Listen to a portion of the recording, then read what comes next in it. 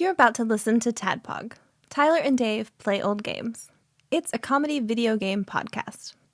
We would like to stress that the hosts are not experts and are really just very crass commentators. Seriously, this is an explicit podcast that happens to talk about video games sometimes. So please enjoy this pretty okay podcast with Tyler and Dave.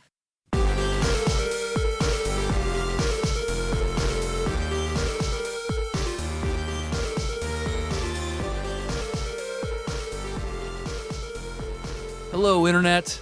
Hey, welcome. Hi. Welcome to, What's up? I'm sure, everybody's favorite series of episodes that we ever do. The TADPOG series. The TADPOG, it's a sports game. Oh, yeah, we're doing a sports game. We're doing a lot of sports games. Taking a nice bite out of the list, I think, Yeah. It's well-deserved. Well-deserved. Like, if we did an individual episode over every one of these games, it would suck. It would be the same episode 7 times. Yep. Yeah. Which are the EA NHL hockey games, specifically. Beginning, though, with tonight, what we rolled last week was NHLPA hockey. 93. 93, which was the first EA hockey game for Super Nintendo. That's right. We'll get to that, I'm sure. Oh, yeah. But, man, you led with that, which I'm kind of surprised. I mean, I think it's great because, people know immediately, oh, they're talking about this. But, it's... Oh, bye. But no, well... Thanks for your download. We appreciate it. I just think... but still stick around because they track that, too. Just go wait like 20 minutes. Give us intros. Then you can... No, I'm sorry. You've committed to the full 3 hours by listening to this opening bit. Sorry. I feel like it's a lot of pressure because it's especially leading with that because I got to be honest, I don't really feel super prepared to talk about the entire EA NHL Hockey Series, or not prepared. Don't worry, baby. Don't worry, baby. I got stuff too. You got a full notebook? All right, okay. I'm ready. I brought some notes too. All right. So we'll be good. We'll do good. I did most of my stuff on NHLPA 93. So All right. I mean, that's where I spent most of my time. Was that? Well, we'll get into that. all we'll right, get into that. yeah, okay. How you guys been? Boy, I've had a week. Good. Yeah. a Okay. Well, that was two diametrically opposed comments at the same time. Let me say mine, and then maybe yours will be better. Okay. Had a bit of a week. Okay. I know And part of it. I wouldn't have expected. It's been kind of an up and down, good news, bad news kind of week, and I wouldn't have expected so much to occur between Monday and today, which is 2 days later. Yeah. We got some really good family news that I'm not going to get into but something that we've been putting up with and dealing with for the last 3 years in our family that's been a real problem. Yeah. It's just been situational for my son and his family, circumstances that I obviously cannot get into. However, that has been taken care of. That is now not a problem anymore. So when you say taken care of, you legally, definitely mean, okay. Legally speaking. Fat Tony style. Yeah. It swims with the fishes now. And It's problem. It's nothing bad. It was just something that got really badly into our lives and just kind of made And was total everything bullshit. harder. And was total bullshit. Pretty nice pit bull you got here. I'd be ashamed if something happened to it. I do. What's this little name there? Problem? Oh, okay. I do wish I could clarify for our listeners and not leave them in the dark, but it's not my story to tell necessarily, Sure. at least not publicly. So, but suffice it to say that we got that great news that a very long and unnecessarily harsh problem is coming to an end. There's a couple of little stipulations here and there that have to be met, but for the and no, Gage wasn't in jail. There wasn't anything like that. I just want to make sure everybody knows that. Nobody was hurt. It wasn't like, Right. I don't want to give everybody the wrong idea. Sure. But it was It was a shitty. nuisance, It was right? it was a bit more than a nuisance, but yeah, it was dire nuisance. it didn't have to go down the way that it did, and Yeah. but everybody that was involved did what they were supposed to do, followed the instructions, and now we're pretty much out of it. Good. So that's really great, and I'm really happy for that. Plus, Gage got a new job, Nice. making a lot more money, That's lot good. more by orders of measure than he was. So What's he doing? And he's going to do be. they need another doing one? He's solving problems. a similar job to yours. He Yeah. does websites and graphics. Yeah. That's why I was half joking. He's going to be working for a rather large Paducah-based ice cream company. Oh, okay. Which, I know them. Which you know of. But he got that, and then what's fucked up is he goes to his boss. He worked for the National Quilt Museum Okay. as their website graphic designer, that sort of thing. Yeah. And he goes to his boss, who is like the coolest guy ever, apparently. His boss says, well, I can't. He's covered in quilts all day long. He better be fucking cool, man. I would be. He's comfortable. He's just a massive man, just a draped quilt in man. quilts, Like- one after the other. I like to Welcome, Gage. I like to think he's actually a small man. He just kind of looks like Jabba the Hutt because he's got so many quilts on him. Yeah, maybe. Well, he goes to the guy and he says, hey, look. Pinchy Wonka, Gage. Oh, He says, look, Wonky Chewbacca. I got this offer for this job, and I feel bad, but I need to take it. And he was like, no, that's fine. What are they offering you? And so he tells him, and he's like, well, I can't get to that number for you, but I'll write you a letter of recommendation. And he said, and I'll see what he said. So he goes in. He told him what had been offered, right? And the boss goes, ask for 2,000 more, because if they're budgeted for this, Right. they're budgeted for that. Yeah. And he was just giving him all this advice on how to get this job. Right. And on top of that, they said, well, we still need your help, so we'll pay you as a consultant, and you don't have to work much. We'll pay you X amount of dollars per month if you can just keep maintaining everything until we find a replacement, and if you are happy doing it, we'll just keep paying you. So now collectively, he and his wife are going to be making probably $20,000 more a year than I do. And I'm happy for him, but I'm sad for me because I want more money. So those are two pieces of really good news for my son, who he needed to. It was time for him to catch a fucking break. So you can be a real dirtbag. You can go in there and say, "Hey, I know this guy's about to start. I'll do it for $1,000 less." I got way much more experience than that fucking asshole. I told him literally everything he knows. That hurts my soul just thinking about it. I would never. Gage has just been due for a fucking break for a long time, and this year he got two big ones right in a row. So I'm really happy for him and his family, and I hope things continue to get better for them. Yeah. Then I have some sad news. Yesterday my cat passed away. He was 18, and a few months ago, like late July or early July, I can't remember. We think he had a stroke. And I took him to the vet because he was walking funny. Like his back end was trying to turn when his front end was trying to go straight, and he couldn't walk, So I took him to the vet thinking right then and there they were going to say, we got to put him down. Right. Well, they said, here's a bottle of these pills, this prednisone, steroids, basically. Give him half a tablet until they're gone, see what happens. Excuse me. We did that, and he did a lot better, and he was moving around. He's able to jump up on the couch and lay down, and everything was fine. And then last week he started walking funny again. So I called the doctor back, and I said, I think my cat's name is Verbal, and I named him after the character from The Usual Suspects, Verbal Kent. Okay. Because he's on my wall. He was a yelling cat. He was one of those cats that was like, at full grown, he only weighed about 3 pounds. He was a tiny dude, but he had the loudest meow I've ever heard. Scared the shit out of me a lot. I was like, but I called the doctor back. The doctor said, we'll re-up his prescription. We'll try again. So we had been giving him the meds, and he was doing better until I came in for lunch yesterday afternoon, and Tanya said, Verbal can't walk.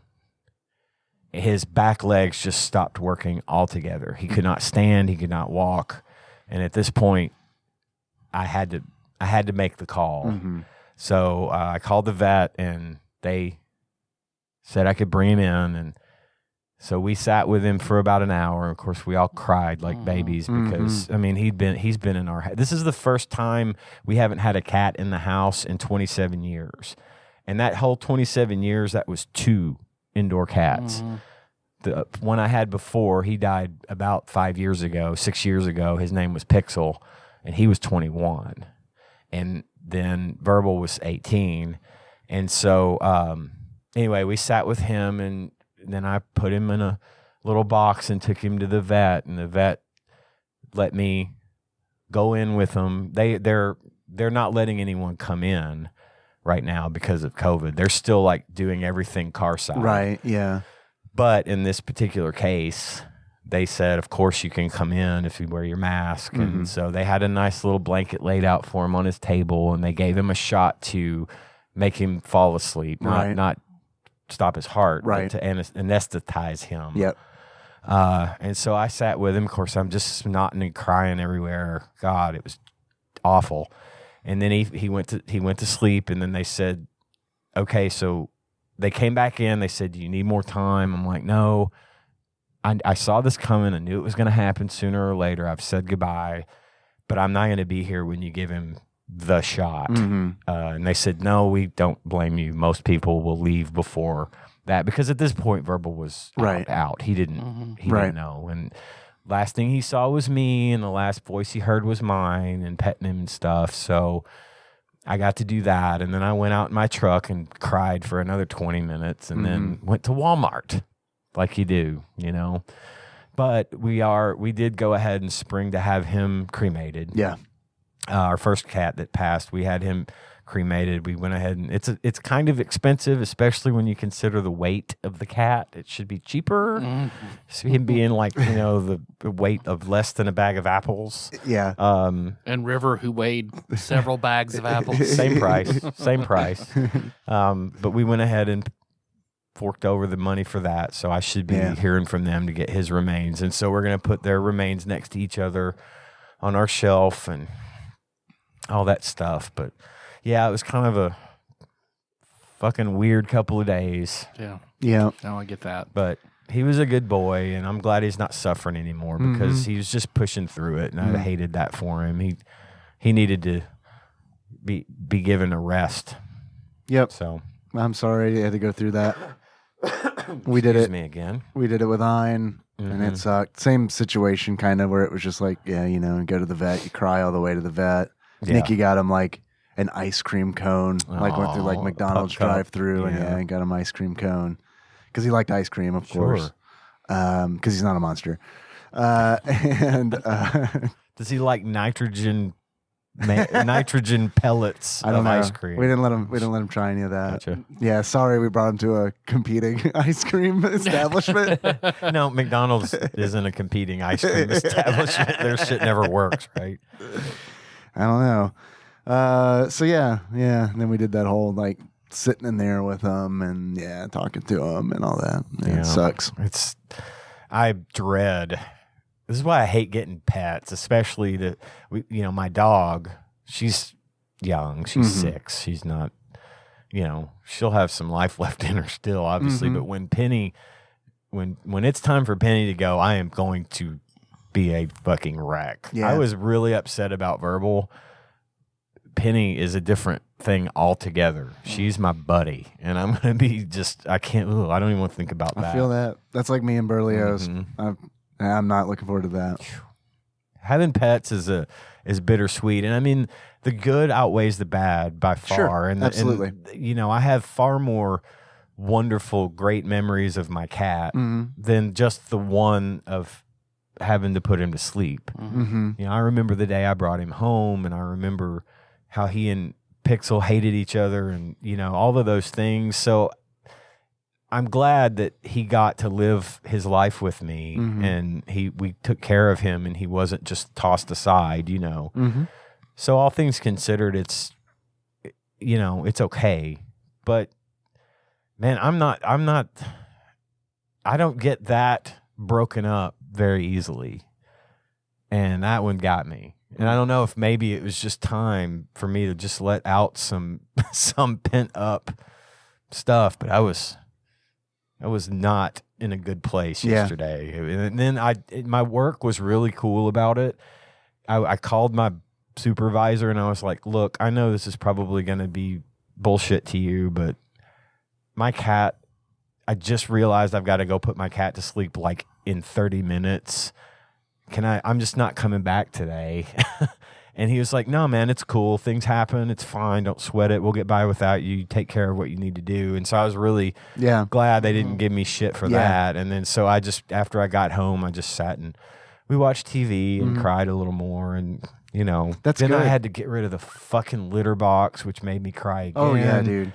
And then she went to pick up his food bowl and empty it and clean it, which made us cry again. Yep. And I told her, isn't it weird? Because you feel like not only does it remind you that they're gone, but it's also like for me, it made me feel guilty because it feels like some kind of like betrayal. Like you're already getting rid of me. You're already getting me out of your life now. We felt the same way. Yeah. And I told her, I said, you know, it's like she, of course, was really Verbal was my cat. Because I got him when Tanya and I were still divorced. Before we got back together, I lived in a trailer, and I worked for the casino, and a friend of mine had a litter of kittens, and he said, you want a kitten? And I'm like, I've been living in this trailer by myself. Sure, I'll take one. There were only 4 kittens in the litter, and I think I may have mentioned this before on the show, but the kittens were named temporarily named after the 4 horsemen of the apocalypse. Right. And Verbal was pestilence. Yeah.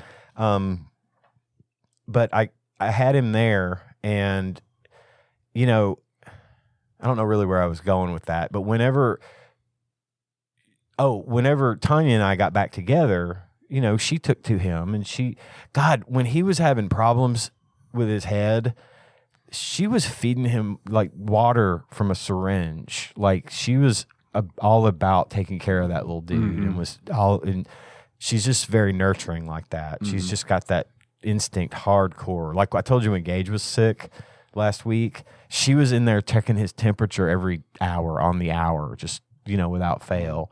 So she had grown just as close to Verbal as I ever had. And of course she was just as upset, and she was sweeping the floor and swept up a big bundle of his fur. Yeah. And was keep a little up in case, you know, cloning gets a lot cheaper. Right, there you go. Yeah. She teared up, of course, and we were standing by the back door having a smoke and just talking, and she goes, it's funny how there's all these little holes now, the litter box being gone, where it's been for the last forever. Yeah. The food bowl, all these little holes that just sort of remind you of what happened, and it just takes you right back to the thought that, we lost Verbal today, you know? So it's just weird. It's not something, obviously, I've had to deal with a whole lot. Right. And when her cat died, when Pixel died, I was upset, but she was obviously much more so than I was. But this one really got me. And I honestly thought I don't want to say, I'm not to say that it's weakness or anything. It's just, I thought I was made of sterner stuff in that regard, but it really got me, like more than I thought. I think it makes sense that it did, you know? Yeah. I mean, based on everything that you just said, I mean, it totally makes sense. But, you know, again, he's not suffering anymore, and I know he had a good life, and I know he loved us, so that's that. That was my last 2 days. What a 2 days. What a 2 days indeed. What's been up with you, Tyler? I had all my bosses at work today. All your bosses? All my bosses are at work. Sounds like a 90s sitcom. All my Too bosses. many bosses. What? Which it actually went pretty well. It's just having everyone there is just stressful. Sure. So, but it actually, worked out pretty well. Good. No complaints. Just Good. Just deep undersea levels of pressure at all angles. Yeah. But it went okay. Yeah. Oh, good. I'm glad it went okay. So yeah, that's about it for me. We have a Ring Fit adventure in our house now. Yes. Last week, I saw that it was on sale on Amazon. And it was like, oh, that's a really good deal. So I sent Nikki a message. I was like, hey, have I got this? You think you and Henry would be interested as well? Because I'm probably not just going to buy it for me. She's like, yeah, that sounds like fun. So I ordered it, and that came in yesterday. So we haven't got a lot of time with it, but oh my God. Henry with that thing is, it's so good. Because, I mean, he was just like all about it. And then like he played it, and then like got to the end of the night and was like, oh shit, I forgot to play Minecraft. And I was like, oh, well, yeah. Now we get to learn about managing free time. So yeah. I wish I had known you were looking. Oh, do you have? I do. Oh. I would have probably just given it to you. Oh shit.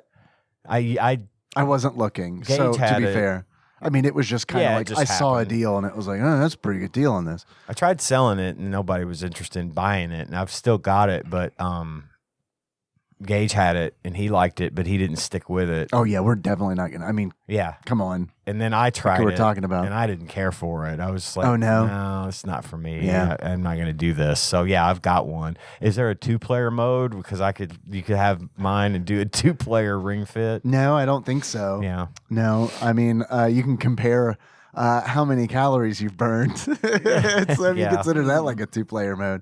But honestly, like just watching him play it for like an hour last night was like totally worth it. I think it was like $40 or something. Yeah. So it's like, that was like, all right, that was worth it. Just because like he got like real into it, and like he's 7, so he's not like, he doesn't have like good form on anything. So it's all just like, and he's like going through growth spurts and all that. So I mean, it's all just like crazy Luigi legs and stuff like that when he's trying to do a bunch of this stuff. So that was totally worth it. Well, the same thing applies to you, Tyler. If anyone in your house is interested in a Ring Fit, I'll bring it. I don't even know what it is. It's this plastic. Well, it's this ring. It's a big ring. It's about this, probably bigger around. like a I'd say it's steering about wheel. 1.5 feet in diameter. Yeah. Maybe. Yeah. It looks like a steering wheel, and you put one of the Joy-Cons on it, and then you put the other Joy-Con on an ankle strap that comes with it around your ankle, and it's like a runner. A game like a runner where you fight like a boss at the end of the level, and you do it by, so like it'll say, okay, now squeeze, and you can push the ring in to squeeze it and hold it. It's like so a it like flexible does your thing. pecs and stuff, or you can pull out on it so it puts stress on your arms, and then it has you running, and it detects you making all these movements on screen, and you earn like, I think you pick up like coins and Yep, you pick up coins, and as you go, you like, so the way it works is like they have like an adventure mode. I guess that's like the big main thing, and you go from different worlds. And so like each world has levels in it, kind of like Super Mario World or something like that. You know, it's kind of set up like that. And you have to complete each level to get to the boss at the end. And then essentially that is a whole bunch of the things that you've learned, like a whole bunch of the little exercises The and stuff they've moves, had yeah. you do, are like kind of combined together. and they'll have you like press it against your chest and like to get your stomach, your core. Okay. I and mean, stuff. Kenna might be into that. So Yeah. She'd probably, yeah, she might like it. I'll I bring mean, it next week, okay, and you guys can, just take it. I don't need it. I'm not going to sell it to you. You can just have it. I'll trade you something for it. Okay, we'll talk. It's a lot better than Wii Fit. I don't know if you guys ever. I fucked with remember that. Wii Oh, Fit. I did. I was on Wii Fit for like a year. Yeah, Like, I did it was for really a few into months. Wii Fit and DC that was how I started. Whenever I was at my biggest out post, right when I moved to DC, it was at my biggest. Yeah. So that was Wii Fit was how I eased into doing stuff. And it's definitely not like Ring Fit is definitely not like real. It's not like going to the gym. I'll put it that way. Yeah. You know what I mean? Like when I got done with it, it was kind of like that was good to do something because That's what it's designed for. I haven't done anything in 2 years, but it doesn't feel like I just got done with like being at the gym for 30 minutes. Does it do that thing like on a Wii Fit when you step on it to get your weight? It doesn't tell you you're obese. And it'll like, you're obese, and your Wii Fit gets a big ass belly. It's like, oh no. No, it doesn't do that. No, it doesn't. You don't stand on anything. You're just on the floor. Yeah. Okay. It No just takes- sad noise. Right. It's not going to shame you. No shame. No fat shaming in this one. Although I was expecting it. No, this is a Japanese peripheral, so I guess I can see that where they would be like, well, yes. Oh, yeah. They have no compunction about telling you, No. oh, you're fat. Yeah. Well, like when you got to put that Joy-Con holster around, you're supposed to put it around your mid-thigh. Yeah. And it's like, so when I did that, I was like, oh God, I hope it doesn't. It's a knee guard. I was like, I hope it doesn't like determine how fucking Girth Brooks my thighs are because it's gonna say something. No, this one's a lot pretty less. nice. Yeah, it's just telling you. It just gives you. It doesn't like measure your body fat or anything. It just tells you. It measures the exercises you're doing, and it detects your heart rate. I think, doesn't it? Yeah, it's kind of cool because like it uses the IR camera on the Joy-Con. Like you put your thumb over it, and it picks up your pulse. So that's how it determines like how many calories and stuff you've burned. But there is an asterisk that's like, hey, this is probably this might not be right, kind of deal. Yeah, it's not accurate type of thing. Yeah. But I mean, hey, it's pretty neat, and it looks. I think it honestly like comparing it to Wii Fit because like Wii Fit definitely felt more like you're doing exercises. It feels like they were trying to really, really hide that. yeah, it feels more like a game. Yeah, it definitely feels more like a game. And I think it would be neat if that one were in VR. You know, if they had a VR version That of would that. be really cool. That would be super cool because the graphics and the visuals and stuff and the sounds. Looks good. Reminds me of Breath of the Wild a little bit It as looks far as really like good. visually. Okay. Yeah, it's fun. Kind of that like low poly kind of style, cell shaded kind of look to it. Good. Yeah. I want to see some Looks challenge good. runs. Can you beat Breath of the Wild using only a Ring Fit? Man, I watched. Man, my new jam at work has been watching the dude who. grape. Great. He It's all plays about strawberry. I'm a new man, Jerry. He'll do Fallout and Skyrim runs of various like crazy challenges. Can you beat Fallout 3 with only the BB With a gun? Casio keyboard. Oh, with a B. I thought with you were going to say like with a rotary phone. There or was something. one. Can you beat Skyrim with a rock band guitar Yeah. or whatever? Like I feel like those are pretty common, like the Yeah. guitar ones are. I mean, I'm not saying that a lot of people can do them, Yeah. but it's like when shit shows up in like blogs and stuff, it's Yeah. normally like it's like a Guitar Hero controller or something. so. I've been watching him blaze through a lot of different weird runs that are pretty entertaining. So. Cool. Who was that? I didn't mean to put you on the spot. It is. I was just curious. And then he's he's pretty entertaining just vocally too. Let's see. Peter North? It's a totally different type of vocal entertainment. That is true. It's vocal cord entertainment. You know, Sasha Grey, she's like transitioned into like streaming and like all that. So she's pretty smart. She's a pretty smart woman, I feel like. Mitten Squad. Mitten Squad? Mitten Squad. Like, can you beat Fallout 4 while being completely crippled? Can you beat Fallout 4 only using ejected fusion cores? Can you beat Back to Peter New North. Vegas without attacking anything? Can you come so hard it knocks someone over? Peter North. Yeah, that's what we need. We need fuck these video game challenges. Some We need- porn we need challenges. some- yeah. Or just some sex challenges. Yeah. Although I saw that guy who's on Pornhub who just does like the nice things. Oh my God, Yeah. those are so funny. He's been doing stuff on College Humor now with like the Actually and stuff on Dropout. Mm-hmm. God, Brendan Lee Mulligan is just like, I can never succeed as a DM because he has taken everything I've ever wanted to be as a dungeon master and personality. What do you mean? What is like? I remember sort of the theory I remember Jacob talking about it, that like, once one kind of actor kind of hits it big, they fill that niche. So like, what's his name? Mark something that does all the NCISs or CSI. Mark Harmon. Mark Harmon. Mark Harmon could only get so famous because Harrison Ford filled that niche before he did. Oh, okay. So Brandon Lee Mulligan is just like, he is that niche that if I ever were to like put on a magic ring and be everything I could be, I can't because he's already there. Yeah. But like all his shit on Dropout, so fucking good. So fucking good. Outside of Ring Fit, been playing Final Fantasy V for a long time. Been taking a real slow ride on that train.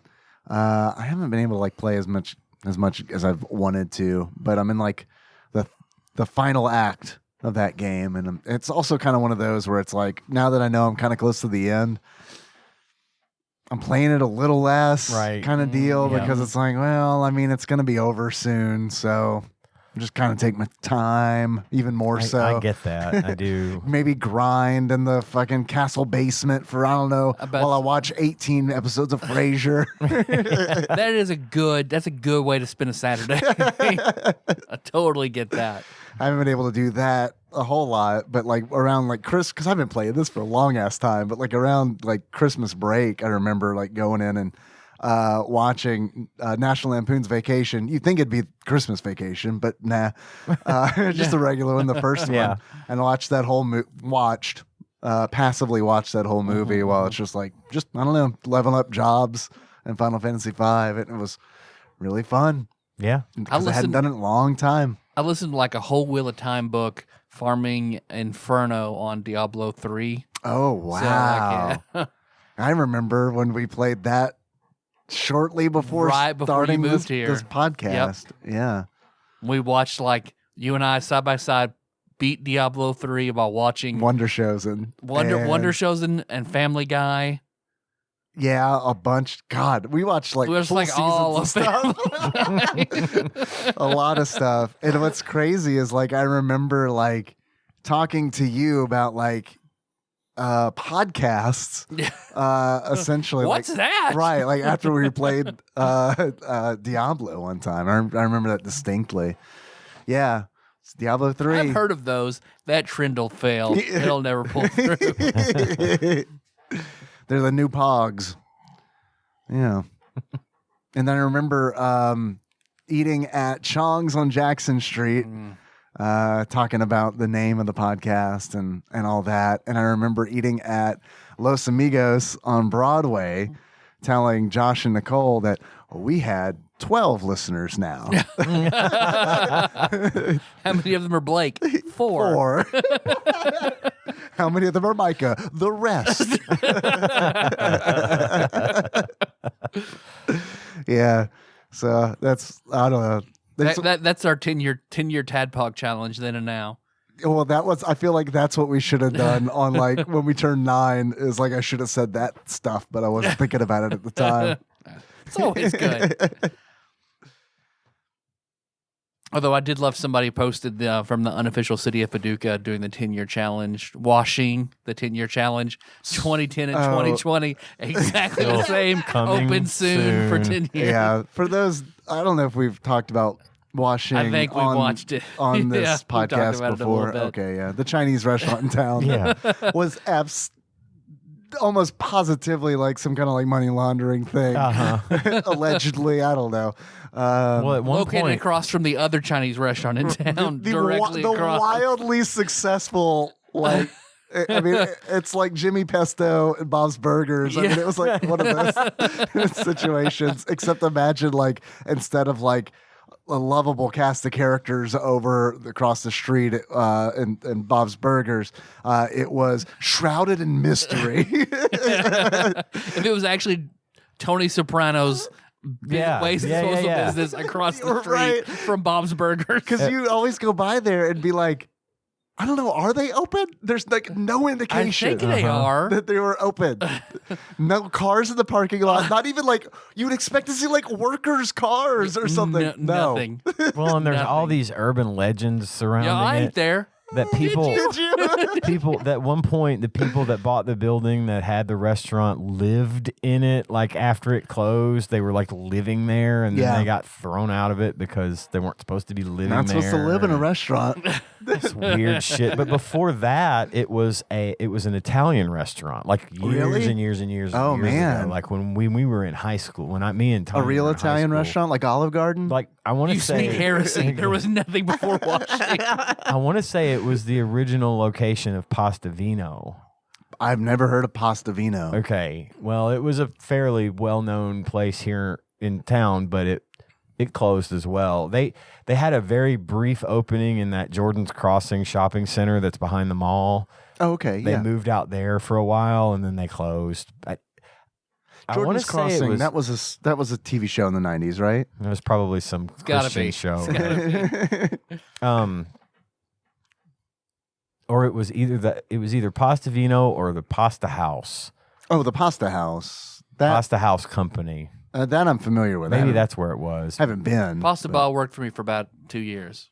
Yeah. He retired. Pasta Bob, right. Pasta Bob. He retired and then got bored, and he's very Catholic, so he wanted to work for a Catholic organization. So he came to the hospital, worked, and gave us his recipe book for everything from the Pasta House. That's We'd wild. have Pasta House days where That's he would awesome. cook all of the hits from the Pasta House, and we would fucking pack out like I'm a damn sure. restaurant. Yeah.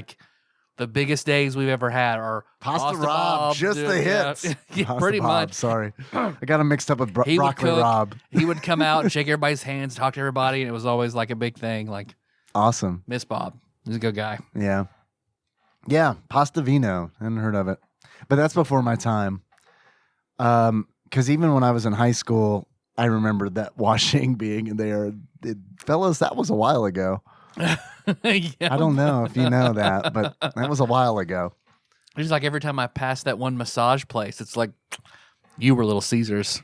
Wait, what? What massage place? Or maybe it's a chiropractor or whatever, right beside washing. Oh, that was Little Caesars. Yeah. Yeah. Yeah. And There now was it's a little, chiropractor. I don't remember the Little Caesars being Yeah, there. that's where the first Little Caesars was. And then they went away. Went away for 20 years and came back down the road. Back, and now they're down the road in that one Yeah. other shopping center. I'm asking Tanya what the name of the place was because she worked there. Oh, yeah? It was Pasta Vino. Pasta Okay. Vino, nailed it. She worked there. She was, I want to say she was 14 or 15, and she, back then we could work part-time jobs at that age. You didn't have to be. You can't anymore? Well, I don't know if you can. I think there's not many places that'll hire young Someone under teenagers, 16. but 16 Really? now is the very baseline of. Oh. Chick-fil-A used to be known for hiring kids, but they could only work until 7 or 8 o'clock at night. Right, And they could yeah. only get so many hours per week Yeah, because of school right. and stuff. That's how it was for me when I was 15 at the Yeah. Olive Garden, the only real Italian restaurant in Yeah. this town. But she Yeah, still, you're right. she was waitressing there. I don't know if she's waitressing or hostessing or what, but she always tells the story about how one night she gets off work and she was trying to get out of there. One day this place will be washing. Mark my words. She and I'm probably getting the story wrong, although I've heard it 100 times. I'm probably getting this wrong. But You want to call her? She left. No, she won't. This place is She won't do that. this place is filthy. I'm out of here. Well, you get out of here. Sunday, we're going to be washing. We should do that. She left work and she was, I don't know if she was waiting on her friend to come pick her up and take her home or what, but a tour bus pulls up into the parking lot and goes in. A tour bus. A tour bus pulled into the parking lot and Like they a got band out. tour and bus, or- they went in. Yeah. While she was waiting, it was Journey. Ozzy Osbourne. It was Journey. Journey? Yeah. That's wild, dude. But she didn't get a chance to wait on him because she had already got off work. Did she know it was Journey? Because even though After- the bus stopped, the wheels kept turning. The wheel in the sky kept on I couldn't turning. work in the sky. I tried. I don't know. So I don't think she actually got to meet them, but I think she found out after the fact that Journey came in. Is Steve Perry in there eating spaghetti? Yeah, probably because that was them. And, it And was the like, other guys? Yeah, but I can't. What are the can't do other it. guys eating? Um, He gave him his meatballs here. I don't know. His pasta cast-offs. They're in the corner like dogs, and he's like throwing them meatballs like bones. and they're over there going, "Yeah, we'll get you out of here eventually.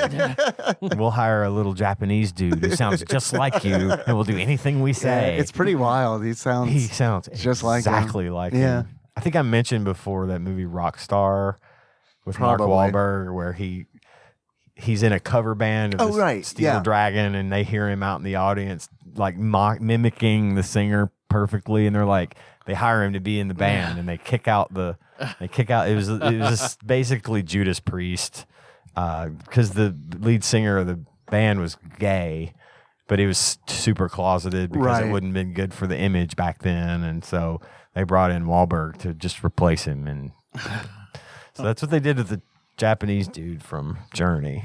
He does sound just like Steve Perry. Exactly. I mean, it's creepy. It's how wild. much he sounds like it. But anyway, Tanya came this close to meeting Journey at Pasta Vino, which eventually became Washing, which is coming soon. Coming soon, baby. Any day now. Any day now. I've also been playing the Anacrusis. I don't know if you guys mentioned it. have heard of this one. You mentioned it to me. Yeah, it's like a 4-player co-op shooter. It's one of those. So I know a lot of people aren't into those, but in the vein of Left 4 Dead or Warhammer Vermintide or Back 4 Blood, it's kind of one of those, but it's like set on it's sci-fi, but instead of like futuristic sci-fi, it is like late 60s, early 70s sci-fi. So everything's got this like mod aesthetic to it. And like even like the aliens that you're fighting look like dudes in suits essentially. Like and like so it's very cheesy in that regard. But like man, there are moments where it's like you're in this ship, and then like there was this moment where everything's all looks very mod, and it's like you're going down this corridor, and instead of it looking like, I guess I'm just so used to like gritty sci-fi now, you know, that's like kind of like the thing it is now. But it's like getting this vibe of like, holy shit, this is like, and this is not to say that Doctor Strange is sci-fi, but like this is like on the verge of psychedelic. And it's like you're going down this corridor, and it's like you're, instead of like it being structured like squares, it's just these giant colorful circles that you're going through, and going down this corridor, and all of a sudden emptying out into this like immaculate outside garden that's with like these like white adobe walls and like the like conical trees and shrubbery and all that, like perfectly manicured, and it's like holy shit, like what the fuck just happened? And then like so we're fighting aliens out there in this garden, and then my sister is like, hey, look up. And so like because I hadn't looked up because I've been shooting dudes. Yeah. And I look up, and you can see like panels that are like flickering. So Like it's a holodeck holodeck type of thing. Yeah. Oh, okay. So that's very, very neat. And then there's like this battle where it's like in that same garden where it's just this enormous field of like sci-fi flowers. And it's like you have to go through this field, and like they're popping out, and like so you can't see them and all that. So it's very, very, very neat. For some reason, when you told me about the game, I pictured it being on like an abandoned cruise ship called the Anacrusis. The Anacrusis? Yeah. I don't know why. Yeah, when you say the came to mind. Anacrusis, which I assume is the name of the ship, I got to be honest with you, not Don't know not following the story at all. Shooting aliens, killing things. taking in the scenery, and it's like it's also an early access, so it's one of those things where it's like maybe they're gonna add more story. Maybe they'll flesh it out. Hopefully right they now, don't. We're just hopefully shooting stuff. hopefully it is just that where it's like, hey, this is it is what it is. I guess. What's the new COVID variant? Anacrusis. What's the new? Is there a new Passion of the Christ movie out? What's that called? The Anacrusis. Daughter of Christ. Yeah, it's Stephen King's Oh, they take did that on already. Passion. It was called the Da Vinci Code. Oh right. Yep. Yeah. Are those good? Yeah, they're okay. I Yeah. liked them. John they were really Oliver- big at when they had. Their I know they day, were and They were a huge. huge thing. I read the books as well, and they're good. Okay. John Oliver, like last week, just put out a bit about the Da Vinci Code. Is that right? Just like Nice. he was like, I know it's been 20 years, but fuck this movie, fuck this series. Spoilers for this 20-year-old fucking dumb movie. The secret is Apple. He just went on a huge rant about like they've got all these huge stars and all this worldwide intrigue, and the solution to the puzzle is Apple. Oh He yeah, was that's so- lost he on was me. I don't so know what the bad. fuck you're talking about. I get that. It's a bit of a slow burn, There's that movie and the other one I can't remember the name of right now. That Angels and Demons. Angels and Demons, which the book Angels and Demons was like 100 times better than Da Vinci Code. I loved that fucking book. And I like that movie a lot, actually more. But they're a bit of a slow burn. They kind of, and then they get to the big reveal. It's almost like an M. Night Shyamalan film where there's the big twist. So now that I know that it's Apple, there's no point. Nah, Yeah. you've got what you need. Good. Good. I will not listen to it, the audiobook, while 'cause playing what- Final Fantasy V. Then. Because Tom Hanks is a world-renowned symbologist that they come in to solve this impossible puzzle, and the puzzle's like about Isaac Newton. And he's like, what hit Isaac Newton? It's like An Hangman. apple. A dash dash L E. Oh, asshole. Ample. Fuck.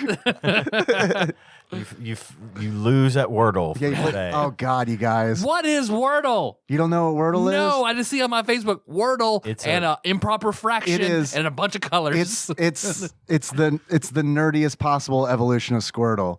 all right. And it's fucking fantastic. I love Wordle. I play it every day. It's Hangman essentially. I haven't gotten into the habit of playing every day, but I did play 2 days in a row and got the word in 3 guesses. Each 3 is my time. record.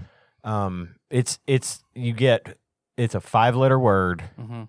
That you're trying to guess. It's just a web page. It's not like an app or anything. You go to a web page and they give you 6 chances Yeah. to guess a 5-letter word. Right. So you put your letters in for the first word, and then if Is there a clue like the topic? Like No. Hangman? no, there's Oh. the clue is in the color of the letter. So it's like if I put in apple and the A lit up green, then I know that hey, A is the correct letter in that slot. If it So lights it's up, the first letter is A. but if it lights up yellow, that letter is in the puzzle. It's in the word. But in the word, but not not in that there. position. Right, And then it's if it's somewhere else. gray, that letter is not there at all. Yeah.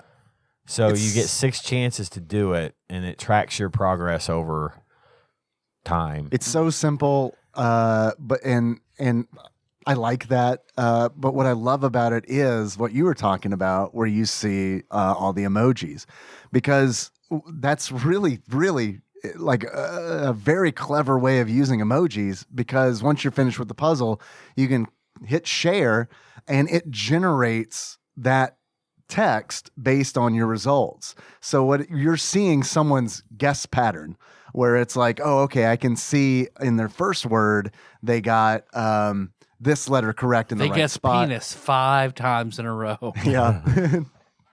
Yeah, it's pretty cool. I haven't gotten, like I said, I haven't gotten like super into it, but it's a neat idea. I play it every day, and I wouldn't even say that I'm super into it because it's yeah. just kind of like I got like 10 minutes to kill. Sure. I can do a Wordle.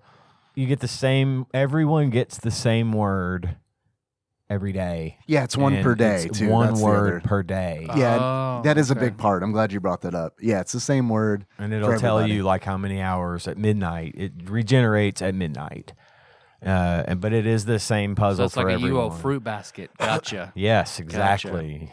Yep. Except you don't have to You wake don't up have to super early. wake up They don't give early away or one per Arm day. yourself. There's somebody already claimed the Wordle. Fuck. damn it. Everyone gets one. You want to try to get black every sandals? day. Yeah. Everyone gets one every day. But yeah, I had heard about it, and then Gage told me about it and sent me the link the other day, so I did it a couple times. I think I've lost my I don't know if I still got the cookie for it though, so I probably lost my progress.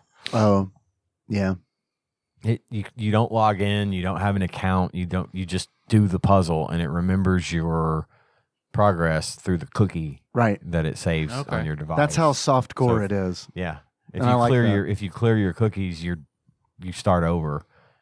But not that it matters. It doesn't matter. All it does is just track your success rate. Well, I don't have to delete porn anymore, so I got plenty of cookies. It's fine. Okay, I want to clear them out every now and then. Yeah, it's not just porn cookies that build up; it's all of them. I have a rule that's essentially like when the thing pops up that says, "Do you accept cookies?" I'm like, "I'm off your site." Yeah, yeah, and that's getting so much more common. Mm-hmm. Like sites I've got to go to, right? And I'm like, well, fuck, I guess I do because I need the thing that I'm doing on this website. Yeah. No, I hate it when there are definitely times where I have to do it too, but I hate it, especially when it doesn't give you the option where to opt out of it's certain cookies. Accept or leave. Right. Yeah.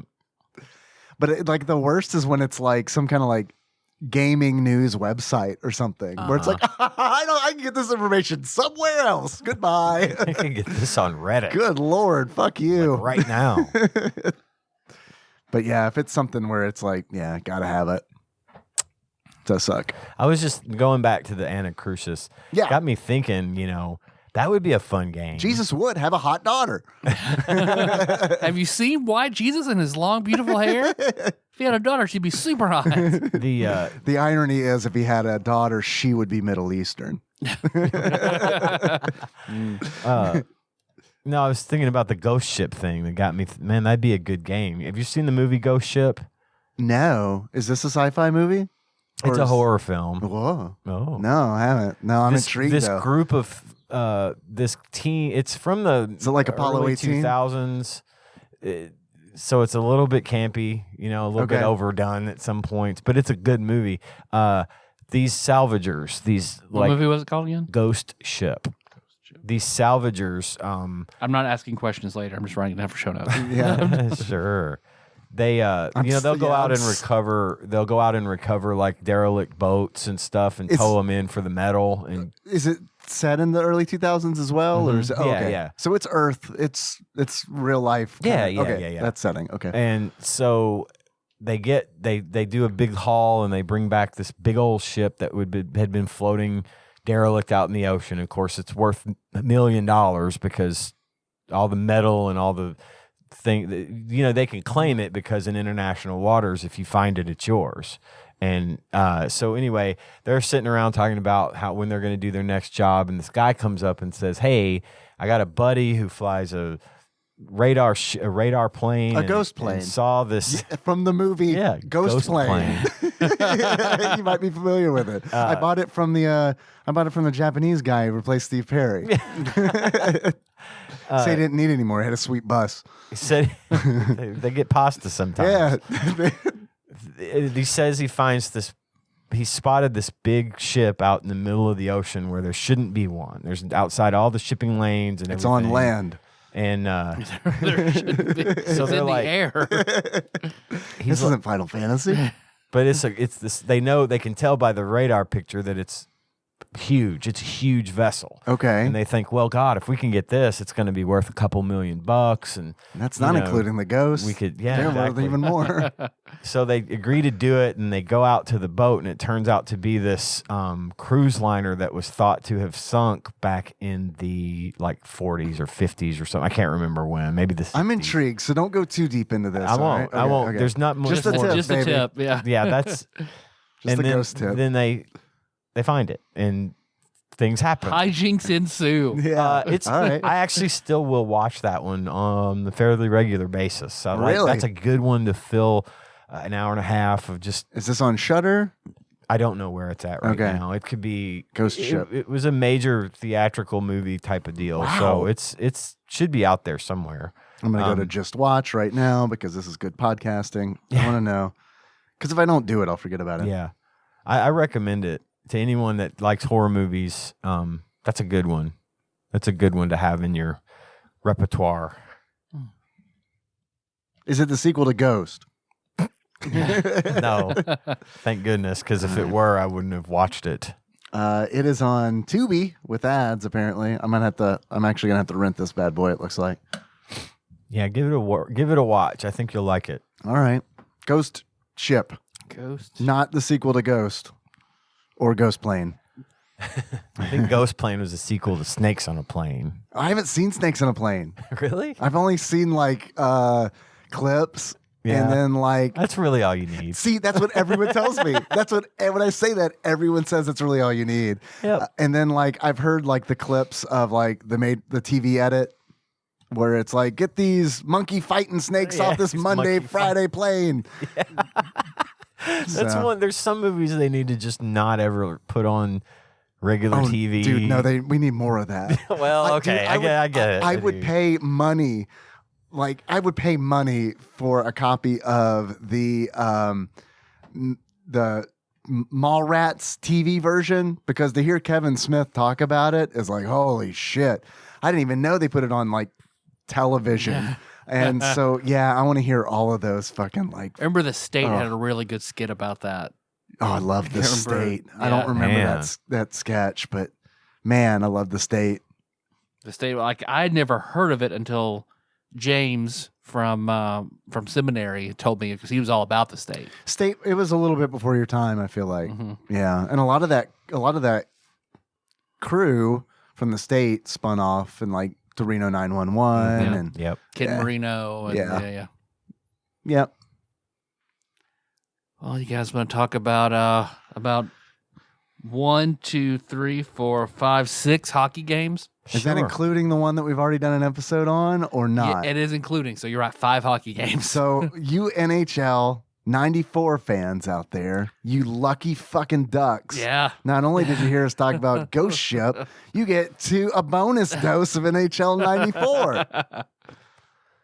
I didn't realize you had already done NHL 94. Yeah, it was early on. Yeah, it was on IGN's list. Okay. Yeah. And I guess we can get into all of that here in a minute. You guys want to take a break? Take a break. Yeah. All right. Let's do it. You take a Wordle. We're back All right. with some hard-hitting hockey facts for all you hockey fans out there. Yeah. Man. All you Zambonis. St. Louis Blues reference. Yeah? Insert St. Louis Blues reference here. Yeah. You know, I thought about you. You remember that great story I told about going to Kohl's and seeing all those 80s colors on the sweatshirts and all that? I thought about you because while I was there on the clearance rack, I saw a St. Louis Blues jersey. And I mentioned to Nikki, I said, hey, how much is this? It'd be fun to get it for Tyler. And then I was like, not that fun. I love him, but not that much. Jerseys ain't cheap even when they're on sale. Yeah. I've only ever owned one, and it was because I bought it in a yard sale for much cheaper than I could have bought it. Yeah. Because I bought, and I don't even like the Red Wings, but I had a giant ass Red Wings jersey. Man, yes. And somebody stole it out of my house. And I was like, I want another one of those.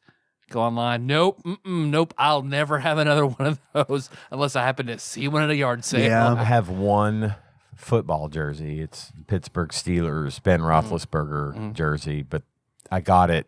Raplesberger. Yeah, like well before then. Yeah. Oh, okay. So would you say the value of that jersey has gone up I don't know. or way down. or down? Well, Because he just played his last game this past weekend. isn't it? Let's think about that sentence for a moment. Isn't that weird? He just played his last game. I don't know. Just weird. Seems weird to me. It is a little weird. He's been on that. He's been on that. weird. team According to his body or justice?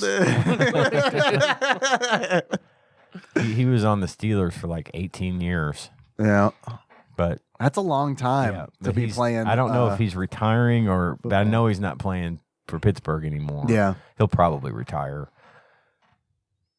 The interim director at work was from Pittsburgh, and you always have to have a covering when you're on the kitchen. So he brought his Steelers hat he would wear, and whenever he left and I got the job, he left it for me. So that's still what I wear in the kitchen.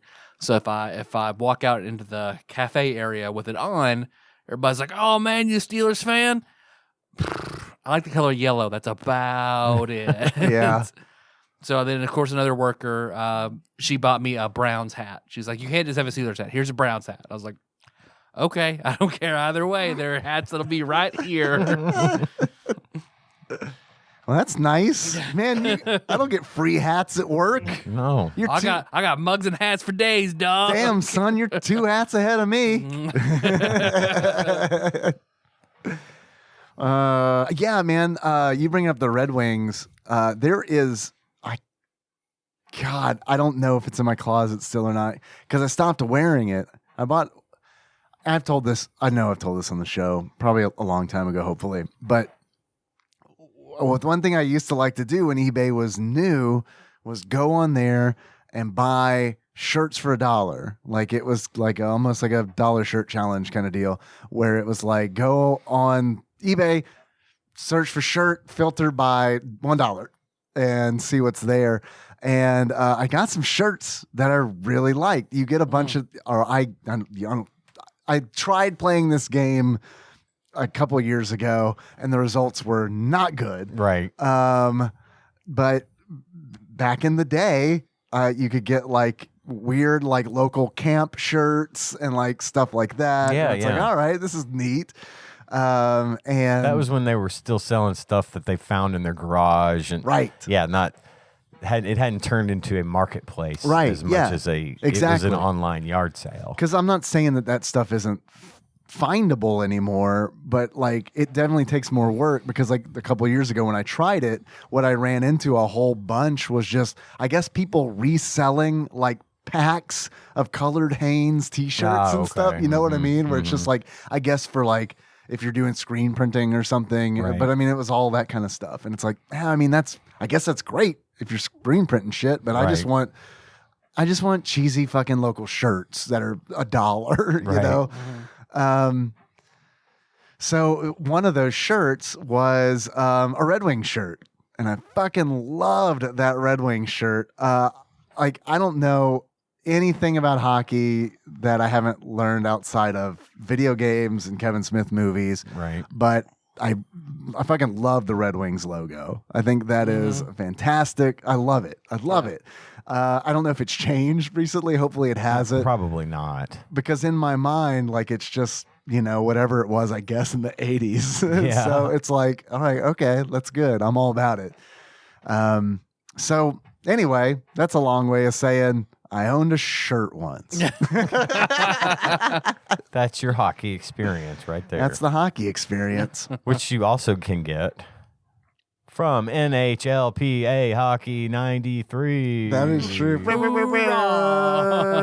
I have some, I have some facts about it. Sure. If we want to start with that. I know the maybe one fact you said in our chat on Discord. I found that one too. Okay, well, if I forget it, please. I will remember. Because I don't even remember what I notes. said. It's in my notes.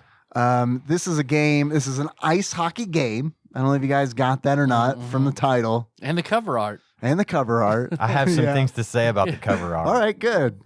It was developed by Park Place Productions, published by Monopoly fame. I was going to say, right. as opposed to Broadway International Boardwalk. or Boardwalk International. Or 4 railroads. B&O, Railroad, Mediterranean. Games. What's the purple ones? Baltic Go. and Mediterranean? Yeah. Yeah. All right. Let's Jail. pause. Let's see if we can name all of the spots on the Monopoly board. Purple is first. Is Baltic first or Mediterranean? This is off to a rough start. I thought it was the baby blue ones were first. I'm pretty sure the purple ones are first, Okay. then the baby blue ones. Because I think you got the purple ones. God, now There's like I'm a drawing. community chest or something in there. Yeah, I hate Monopoly, so I have no idea. Yeah, I'm drawing a blank on a lot of those names. I know Yeah. there's Baltic. St. Charles. St. Charles That's Place. a baby blue. St. Charles Place, right? Yeah, I think so. St. Buddy's Place. Mm-hmm. I can't name any of the other blue ones. Mortimer's Alley. Gotta love a Mortimer's Alley. Lucius's Suite. All right. We got a kind of Animal Crossing Monopoly. And she's for like, Christmas. this is an anime Monopoly? What the fuck? I told you I wanted specifically anime. said, get me anime Monopoly. I mean, you're Get not this, wrong. Get this Tom Nook shit out of my face. Fuck this capitalism bullshit, father. I need. I need Japanese cartoons, and now Animal Crossing isn't that far off from not, anime. It's really not. I mean, But she's like, hey, you want to play Monopoly? Oh, you know who loves that? Your mom. Why don't you take that back to your mom's house? I fucking hate Monopoly so much. why do you hate Monopoly? I feel like we've talked about this before, but refresh me. I just think it's boring. Monopolistic. Boring, and then usually if one person kind of starts to get ahead, it kind of turns into just a chase. And if you're not that one person out of how many you're playing, then it's not fun. Yeah, it is. It does take a. Monopoly is definitely one of those games that suffers from, oh shit, I've already lost. Yeah, there's no mathematical way for me to catch up. Now I just got to sit here And while wait everyone for else tries to win. hours. Yep. Now I got to sit here and be poor like I am in real life. But This it's not isn't really fun at all. It's not really that long of a game, though, if you're playing it the right way and you're like auctioning off properties. If if you're doing it that way, you can finish a game like, I'm not going to say quick, but it ain't the fucking like 6-hour ordeal it was when I was a child. God. And we were just like, what are the rules of Monopoly? I don't know. I'm not going to read them. Let's just fucking Build houses. Right. Yeah. Draw cards and build houses. Yeah, actually does sound kind of fun. I remember the first time I played Monopoly, going over to a kid's house in elementary school. And it's like, it's weird to think of a time where I didn't know what Monopoly was. Yeah. Because now it's like they have Monopoly in every flavor. Oh my They have God. it in the Animal Crossing flavor. That's Surprised wild they to me. don't have it in like the last Avatar, the Last Airbender, and Full Metal Alchemist Monopoly. You know, The Avatar they Let's might see. have. I could see Avatar being Full Metal Alchemist. not. I don't so know. much. Not so much. It may be, but probably not. But you know, you could see it with Avatar. You could have the rail line being the flying like bisons. Oh, They is that a have- real thing? Yep, That's on Amazon. They do. They have it. What about Okay. Full Metal? Here's a Naruto Monopoly. Oh shit! Mm-hmm. They have a Legend of Korra Monopoly. Probably. I mean, man. if they've they got have Avatar, right? They gotta have that. Yeah, gotta make everyone happy. Monopoly. That's wild. That is wild to me that Monopoly became that. You know what I mean? Like, Yeah, no Full Metal. Not surprised there. Yep. well, There are Full Metal board games, but not Monopoly. there's a market we need to fill, boys. There you go. Can't copyright a game, as far as I know. Here's a homebrew Full Metal Alchemist Monopoly set. There we go. Is that on So Etsy? I guess it exists, just not. Not in the official Parker Brothers format. Is there a hockey Monopoly? Has to be. Hockopoly. Has to be Hockopoly. Hockopolis. This game was published by. That was a great segue, wasn't it? Park Place. Yeah. Just a hard. All right, that's done. Published by Electronic Arts Sports Network. It was released in late 1992 for the Sega Genesis and the Super Nintendo.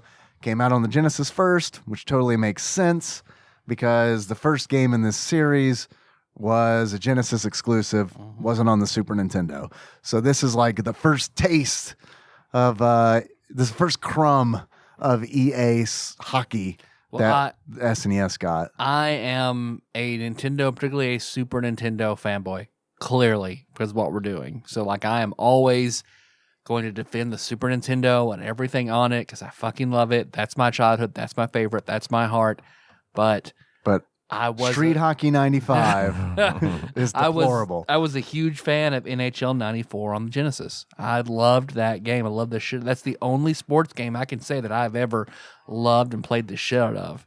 And this series is dog shit on the SNES compared to the Genesis. Hands down, all the way around, it fucking sucks shit in comparison. Really? Yes. No, I mean, you played the two versions side by side, and it's just like, what the fuck? How could it not fucking compare? Yeah. It did not. Well, you can tell that they definitely were developing for the Genesis and that the Super Nintendo was an afterthought. And you can see that really even. I was thinking about that in the control scheme because the Genesis is typically 3 buttons. If you're designing a game for the Genesis, you're really dealing with 3 buttons. I know the 6-button controllers exist, and you should definitely pick one of those up if you're playing Genesis games. But when they're designing it, they're designing for the lowest common denominator. So it's like you can see that in the Super Nintendo version, because it's like when I was playing it, I was like, I got so many buttons, but really there's just these 3 that I use. Yep. Can't just one be a fight button? Right. Can't L and R like shuffle through players? Can I select players that way? No, I got to use one of the face buttons. What the big thing being that the Genesis had a faster processor, and hockey is such a fast-paced game that the Genesis just kept up with it a lot fucking better, and that's why it feels sort of choppy and sluggish on the SNES, particularly starting off with NHL PA 93.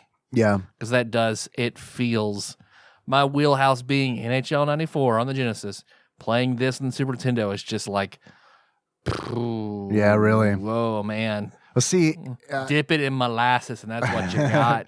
I didn't play it on the Genesis. I intended to kind of like do a side-by-side because I typically like to do that when I can. But we recorded 3 days ago, so it's like we had like 3 days to prepare this. So it was like I wasn't able to do it. I just played on the Super Nintendo, and to me, not doing the side by side, honestly, it felt okay to me. It's an okay, yeah. I'm just saying in comparison, sure, but on its own merits, the Super Nintendo version, it's still the best hockey series hands down on the Super Nintendo. I played a little bit of all of the ones that we're kind of eliminating with this episode. Good. I did not. From 93 up to 98, I think. Yeah. I think that was the last one. I think 97 might be the last one. 98. 98 is. Wow, 98 made it on there. Okay. So what are we dealing with? It's just 93, 94, 95, 96, 97, 98? And it's the same essential game every time, just with maybe a little bit better or one sometimes or 2 more modes and an updated roster. Or sometimes worse graphics even. I did find myself liking NHL 94 the best out of all of them. I felt like it was the most sort of, it wasn't overdone. It was polished. Yep. And I felt like it looked better and it was easier for me to play.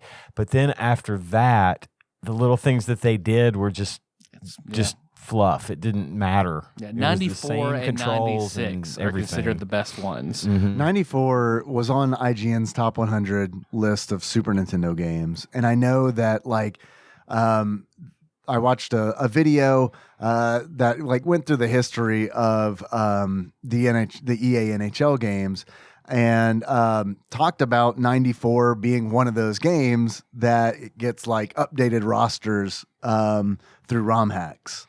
Which I think is really neat. I like there's a community that has built around NHL 94, and I think that's stuff like that. While I'm not, it's not my bag, but it's something that I can look at and be like, wow, that's really fucking cool. That enough people like this game that they're willing to ROM hack it to keep it updated. You can respect the dedication. Yeah, totally. Yeah. But I agree. Playing 93 versus 94.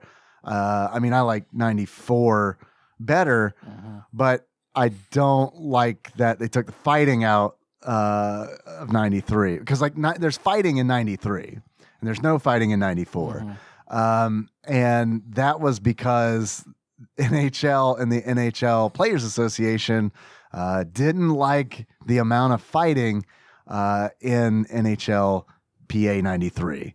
So they told EA, hey, if you want these licenses, take the fighting out. Why don't you fight less, and then we'll put it in our game less. We do an accurate depiction of the level of fighting. Thank you. I can't speak to that, but I imagine they probably do, right? Yeah. Fights happen in hockey, right? Yep. All the time. And they don't stop it. They just let it play out. Let them fight. Because I know, I think the stat on it was that in NHL PA 93, there can be up to 5 fights in a game. There was, at least in the Genesis version, blood. Not sweat or alien blood. Right. Yeah. And the fact that fighting was in the game. They were like, yeah, if you want these licenses, then you need to get rid of that. But we're EA. It's in the game. It's in the game. Which they started If doing. it's in the game, it's in the game. Right. Do you remember that? Yes, I do. Yeah. They started doing that in the 94 version was when it popped up at the beginning and said EA Sports. It's in the And game. then that was in every one of them after that. Well, even like NHL PA, the versions from Super Nintendo Genesis, the Genesis had saves. So you could save your progress like through a season and your lines and stuff like that, as opposed to password system for the SNES. Yeah. So which is that's a pretty big deal for me at least. Yeah. Like, yeah. That's lesser for sure. I mean, comparing those side by side. Because what you just have exhibition and playoff mode in NHLPA. I mean, because it's bare bones. This is them just getting just the skeleton together of what is going to be the biggest hockey series Yeah. ever. Sure. So I can understand where they're still figuring it out. They're still working in there, so it's going to be bare bones. But the idea, the best perspective of any hockey game on the 16-bit era is now. Yeah. Because where you see all the other, like, what Hit the Ice has the NBA Jam perspective. Right. You know, and then there's where they still try to do the weird 3D perspective and rotating around the Predators, which doesn't work. Like Right. Or where, nothing works as well as this top-down vertical perspective. Yeah. And it's, what's interesting to me is I was thinking about today, I was thinking like, what is it like to design a sports game? Because it's a completely different beast than like the stuff that we regularly have been talking about, like platformers and stuff, where it's like there is no level design in a sports game. Right. It's an arena that is predetermined, whether it be based on a city's actual stadium or what, or arena. It's going to be regulation. It's going to be a whatever it is. regulation size Mm-hmm. on the thing. It's all about just like deciding what kind of experience you want and then building the mechanics around that. Mm-hmm. And I think that's like one of the things that like they did brilliantly with this series was like they didn't try to do anything cheeky, I guess. You know what I mean? Like, it wasn't like Hit the Ice or anything. It was. It's serious. It is simulation. It is, but like manageable simulation, because it's like if they really wanted to be hardcore about it. I know we're not to this part in the show yet, but one of my like list 3 good things about this game would be when I was playing this game, I always knew where the puck was. I always knew who had the puck, which is highlighted by a star around the base of the feet of the player, Right. which was really good. right? Really, really good. And the camera, Right. the focal point of the camera is always the puck. So it's like the puck is always like in the middle of the screen. center, yeah. And that's how it should be. The camera follows the puck and the game just indicates, hey, this is who you're controlling right now. This is who has the puck And right if you're now. off screen, it's got an arrow pointing down or up saying you need to either switch players or get up here. Right. If you got stuck as goalie or whatever and you forgot to switch or whatever. Right. Yeah. So I think that's really cool. And I think you could tell that like that they got it, that it's like, hey, what we need to do is perfect the mechanics of this and not really and the people will come, as opposed to like, let's do something that's a little more Flashy, a little outside the box. right. Yeah. Exactly. Game Informer ranked this in 2001 as the 20th best video Right. game ever made. Yeah. Ever.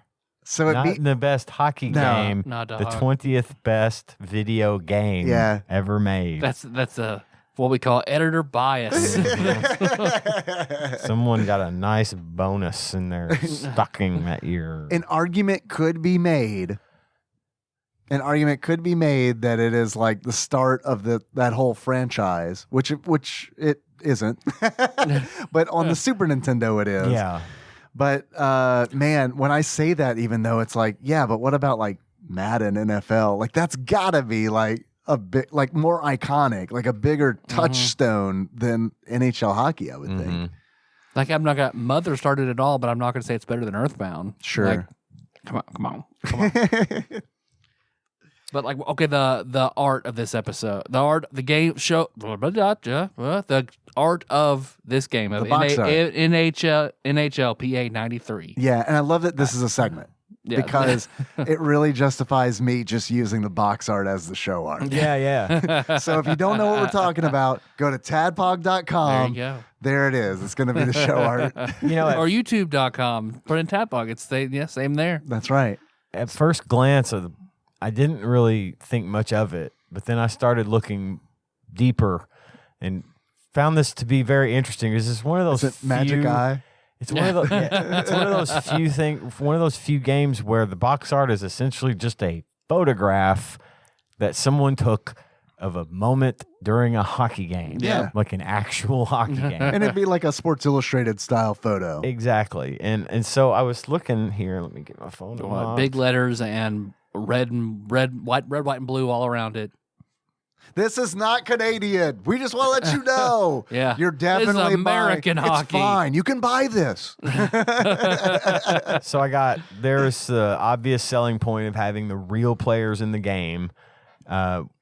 They had little boxes down the side, little small photos of some of the big hockey stars at the time that are Brett in this Hull. game. You know, talking about He had a hockey game we played. you're getting Yeah. an accurate experience here because we've got the real names and the real stats and all this stuff. So that was obvious. They blocked out the logos for the teams on the box. It was the Right.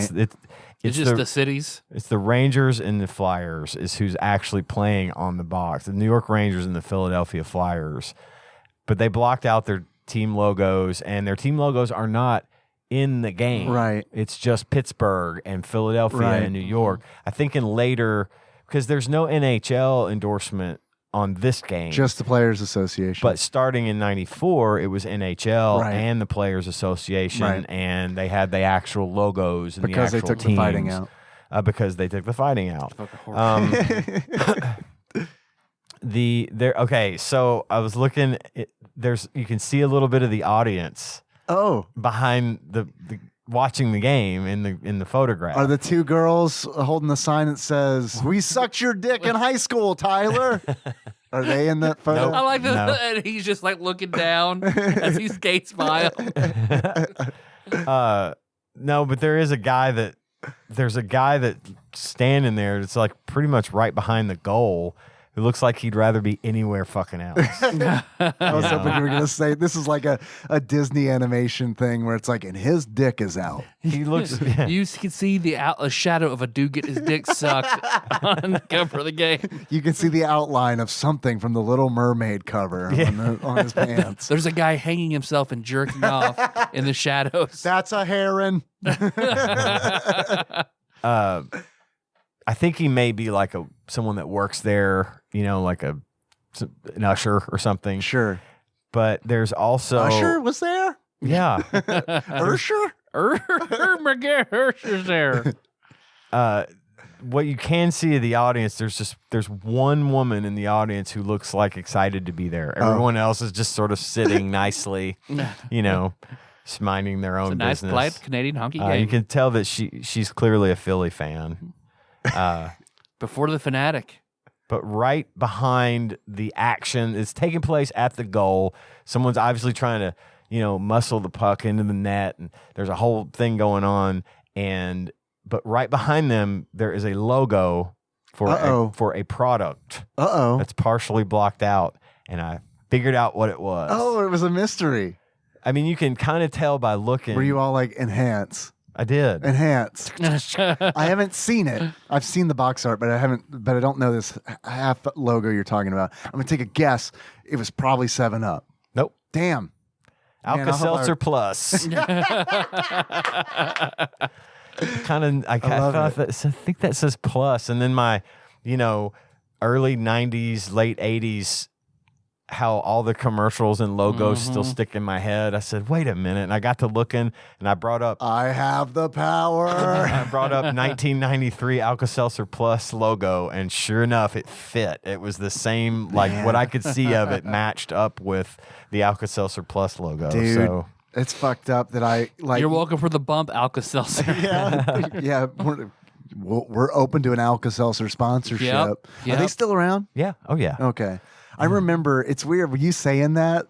Alka-Seltzer Plus and talking about like the late 80s, early 90s, like that, it opened a fucking memory door in my mind of those fucking commercials where it was like this couple and like he would put the Alka-Seltzer tablets in the glass of water.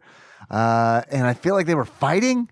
They were like, I don't know. I feel like they were like the Lockhorns of pills you dip into water. I vaguely remember that. Yeah, maybe I'm misremembering it. Who Well, knows? I did find one commercial for Alka-Seltzer Plus from back then. Yeah? It showed like these construction workers out in the cold and these dock workers in the rain and all this stuff. And the guy that starts talking first, he's like wearing a hard hat and a big old, warm jean jacket like what you've got on, Dave. And he's like, it works hard on tough cold so I can get out and work or whatever. The guy looked deadpan like Christian Bale. I thought it was Christian Bale. I had to look and I'm like, wait a minute. No. There's no way this is He's Christian a time Bale traveler. because this is 1993. There's no way this is him. But I swear But you saw the weight he lost in The Machinist. He could probably do that. This is true. That's probably him. God, I thought it I brought was. the ad agency and looked, and his name was Christian Snail. It's the damnedest thing. He's like Christian Smeel. Bale. He's just really fucking slow, man. When he swears out somebody on set, it's like fucking at 50% speed. It takes so much longer to get through it. But anyway, that was the Alka-Seltzer Plus logo. Nice. This Behind segment brought to you by Alka-Seltzer Plus. I love it. Man, I would have bet That's all I got from everything the on box 7 Up. Fuck. That's what I got from the box art. Well, what were your impressions of it when you saw it? What did you expect? I expect exactly what I got. I mean, A mediocre hockey experience? yeah, I didn't expect much given the year and given the fact that this was sort of the first in the series. But I feel like it's hard to do that particular question on a sports game. On a sports game, it is. Because kind of what you're getting into. Yeah. There's no mystery there. So I feel like what I expected was this is at least going to be a good effort at giving true hockey fans an experience they weren't having before, which is real players, real stats, real, all the as close as we can get to it being something good, as opposed to this is just this is pro hockey and we made up teams and we made up names and that's it was obvious to me that's who was being catered to, and I think they did fine. I didn't hate the game. I thought it was okay. Yep. It had its We've played much shittier hockey games. I thought it was pretty good. Yeah, I mean, could honestly, play it, and like, I I thought it was pretty good. I scored a few goals. You did better than I did. It's hard, but I learned what icing is. I did 'cause I too. did that a lot. Yeah, it's if the puck crosses 3 damn lines. If you're behind your line Yeah. and you hit the puck and it crosses past the third line, they call that icing, and you have to do a face-off at the point at which it was called. And I've read why that is a thing, because I have a note about this too. Icing. It is the center line that divides the rink. The center red line divides the rink into 2 halves. If any player shoots the puck from anywhere on his side of the center red line down past the goal line of the opposing side, it's called icing. Icing is then called. This results in an automatic stoppage of the face-off in the zone of the team that iced the puck. This was instituted in 1937 because this technique was used as a strategy to run out the clock towards the end of the game. So in other words, if we're up by 1 and they're down here and I get hold of the puck, I can just shoot that fucker all the way down to the end of the other end of the ring. Make them chase it. Make them chase it and run off valuable time. And so they said they stopped doing it, or they stopped allowing it because it got boring. Yep. Because towards the end of a period, they just keep doing that, and there's no hockey. So they made it a rule. It's like taking a knee. Yeah, pretty much. Or running the football 2 yards, Right. then 3 yards, and then 4 yards. Yeah, And everybody's like, "This is fun." which is totally legal, Right. Which is totally legal, but yeah, it's a strat. It's a strat. Yeah. Yeah, I learned what icing. I finally, despite being told many times what icing is, I learned what it was too this time because I read the very lengthy instruction manual. Yeah. For this game, and it is long. It is a long boy. It's, I mean, not like crazy, but I mean, we're talking like upwards of 28 pages kind of deal. And it's like, it is nice because they go over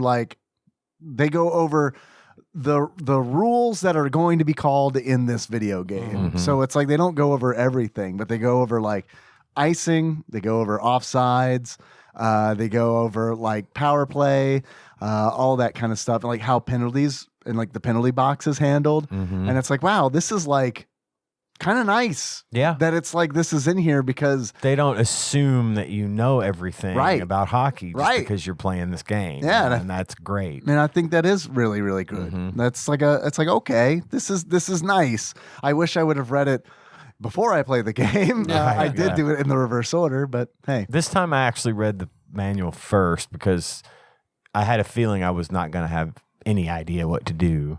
But even then, I think it's intuitive enough. It is pretty intuitive. You only have the 3 buttons to choose from. Like if you want to shoot a wrist shot, you tap A. Right. You want to do a slap shot, you hold A. that fucker down. Yeah, just hold it.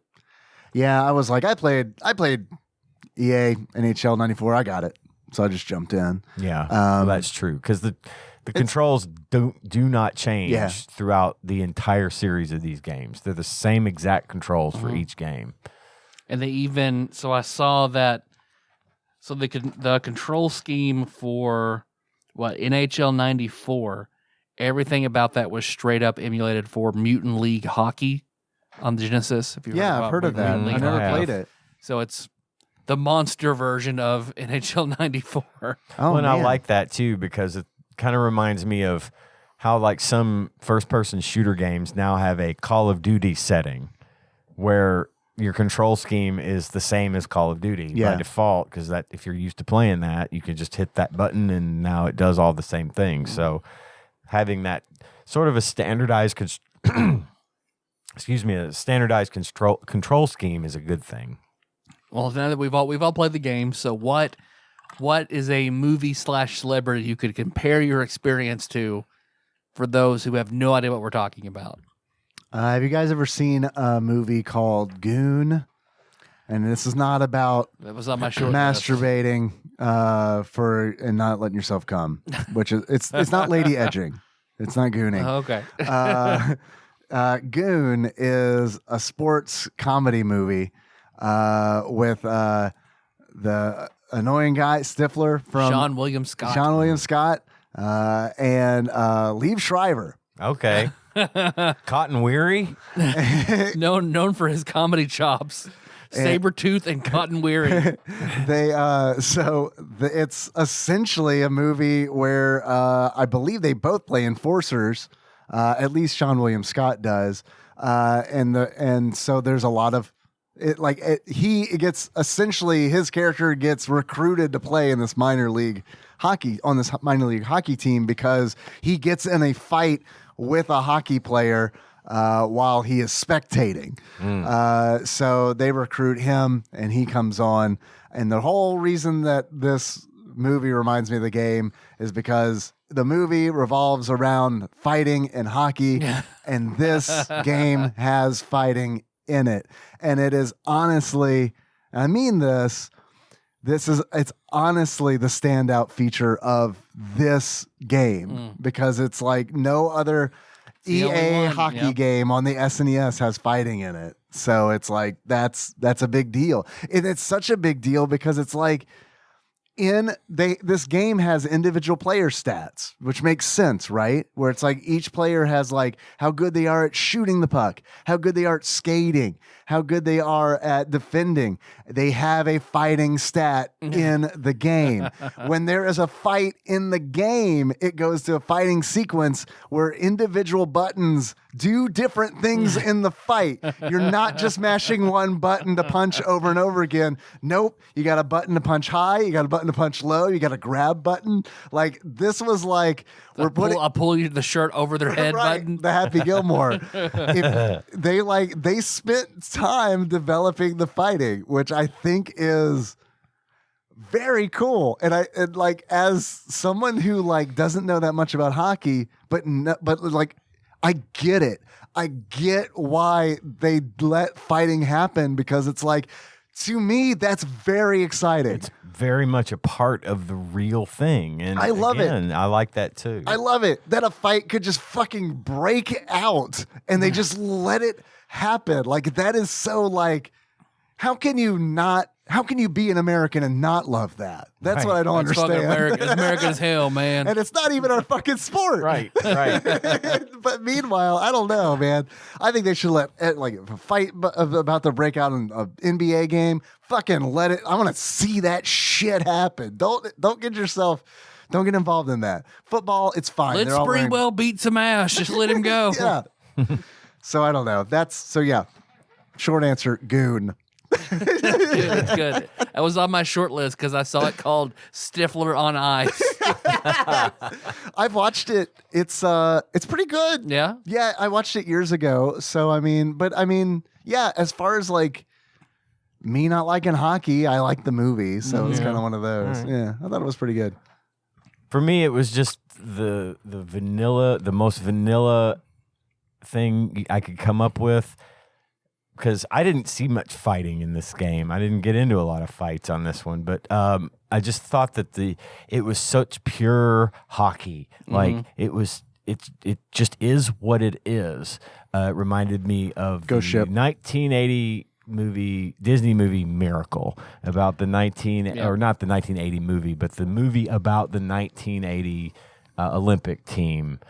Going for gold and their struggles and Kurt Russell. Kurt Russell was the coach, and it was a very inspirational movie. It's a Disney sports movie. It was all hockey all the time, and I felt like that's what you get with this. Yep.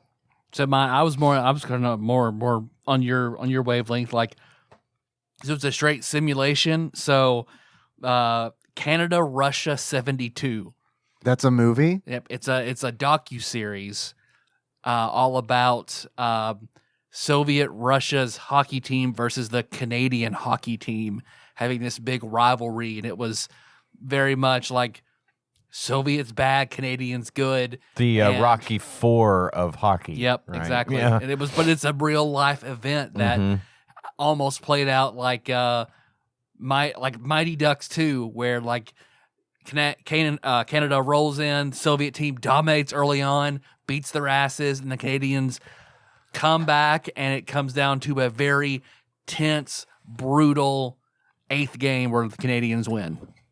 So just straight dramatic simulation. Yeah, that makes sense.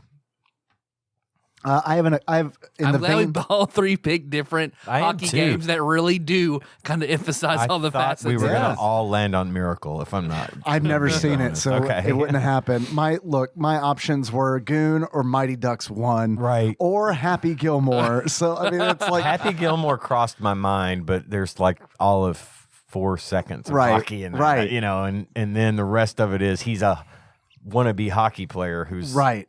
excels at golf. stuck in a golfer's body. Right. Yeah. So in the vein of what movie is this, what I'd like to ask you guys is, how is this game like Corey Feldman? How is this game like Corey Feldman? Not at all. I mean, I don't know what the movie that the two Coreys were in. Oh, The wait. two Coreys. Wait. License to Drive. Not License to Drive. It was a movie. Lost where Boys? They are not Lost Boys. It's a movie where they're fighting over a girl, a blonde girl, Lost Boys, who was on like Baywatch or some shit. And like they're best friends. One of them starts dating, and she starts like seducing the other one until they end up like hating each other and fist fighting all the time. So it is like that two Corey's movie, Corey where the versus two Corey. Corys are fighting. Corey v. Corey. All right. That checks out with me. Fair enough. What were their fighting stats like? I wonder. I feel like Corey Haim is like the light, fast one, Right. and then Feldman's just the Feldman's crazy the- monkey style. he's the He's just gotta come brutalizer. at you out from all angles. Blanca versus Chun-Li. We need a ROM hack. Please. Well, let's see. What do we have? You touched on it earlier. So 3 good things, 3 bad things. Yeah. So obviously one of the things that I thought was good was that it had fights. And that not only did it have fights, but it was like controversial. And I think that's very interesting. I love that. I thought the game also did a good job of letting you know, I said this earlier too, who has the puck, where the puck is, and it like does a really good job of intuitively letting you know that information. It's not confusing. It's well designed. Like it's got a good, in the gameplay it's a good user experience.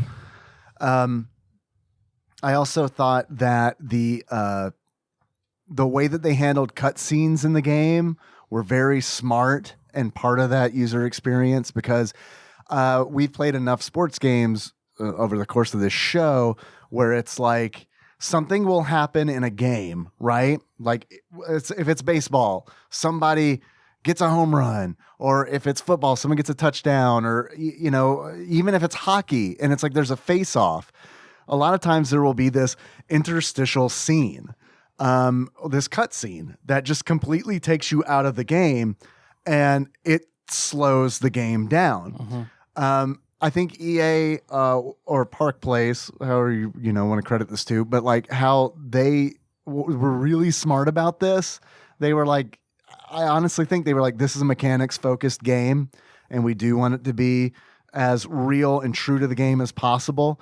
So we're not going to interrupt the game with these cutesy cut scenes.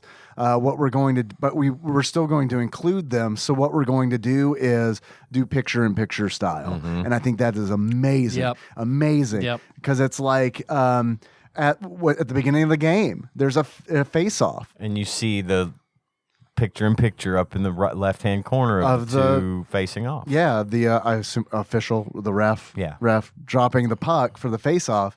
And The ice judge. The ice judge, right? Yeah, I forgot. He's my favorite in Frozen. But all this is happening while you're still seeing all of the players overhead in the rink. You're still viewing the playing field, and I think that's really, really cool. Also, like the ref will pop up picture in picture style if you are about to go off sides. I think that's neat too. Like there's all these like little indicators that come in but don't interrupt the game that I really respect. Yeah. Like as a designer, it's like that you thought about this. They thought about how to best present this information without it interrupting the gameplay. And that marries so well with what's obvious to me is that this is a mechanics first. Let's make this feel like hockey. And I think that's fantastic. I love it. Yeah. And then the other thing is the marketing for this game and EA Sports in general in this era is fucking you can't escape it. Inescapable, unescapable. I don't know. It's one of those. Inescapable. Thank you. No Escape starring Ray Liotta. It's that. Like as a kid, not even like really being into sports, EA Sports, it's in the game. I knew that. I knew the commercials, like their print ads are fucking on point. And like you can tell that I'm not saying that the game wouldn't have made it had they not done what they did, but like the marketing is there. Like they really spent money on the marketing. For sure. The commercial even like brought back like flashbacks. If you guys don't mind, I'd love to play it. Because like I heard it and it like just opened a memory door for me. This is an ad for Verbo. I don't know if you guys have heard about it. It's for vacation rentals. Oh yeah. Here we go. That kick save, give me the biscuit. Give me those skaters, not those skaters. Give me the real stuff. Yeah, him. Can you dent the twine? Good. Give me the siren, give me the post, Zamboni. Give me that. Zamboni. That and that. Zamboni. Yeah, him. Take that, take him, take that. Give me the box. If it's in the game, it's in the game. NHL PA and NHL Hockey. For Super NES and Sega Genesis. EA Sports. It's in the game. Crazy. So good. I remember that. I do. I remember a positive memory because playing NHL 94s, where I really spent time with it and crowding the opposing goal and just doing slap shot after slap shot just to force a goal. And after hitting, denial, then suddenly that cherry spotlight, that police alarm just goes up, lights go everywhere, just like, fuck yeah. Because remember I talked about like, the St. Louis Blues and writing that short story and shit in class. Right, yeah. I mean, it wasn't just like Mighty Ducks. It was also my time with NHL 94 that got me to understand hockey so I could understand like the movie and appreciate it, and got me where I really became like a hockey kid. I lost it because I was the only one. So it just kind of eventually went away. And then I had a Super Nintendo, so I wasn't going to buy a sports game, and they weren't as good anyway, so it just kind of tapered off. But this series made me a hockey fan for a little while. Yeah, that's how good it is. Yep. It is hard to find hockey fans, I feel like, in this area. Yeah, it's not super popular. Yeah, I'm sure they exist. I mean, there were Mighty Ducks fans, sure, but not hockey fans. Sure. People would just want to get together and shoot knuckle pucks all day. It's fine. I get it. It's fine. But let's see. I think for good stuff, like I still had like this is the best hockey perspective. Like I mentioned that down, earlier. Yeah. It doesn't feel bad to play, and you've got actual players. So, Ian, what you got? Well, one of mine was the little blue stars telling you which character you're playing It's or great. which player you've got. That's the easiest thing I've ever seen to love it. identify who's who and where you are. And they even like play on that too, where it's like the outline is who you're controlling, and if they have a puck, there's like that. There's a double outline to it. Yeah, so it's. yeah. I mean, they really thought about it, which a lot of sports games don't. No, we don't. played a lot of hockey games that do not think about that at all. They are just like, this is a hockey game. They're players and they're shooting a puck.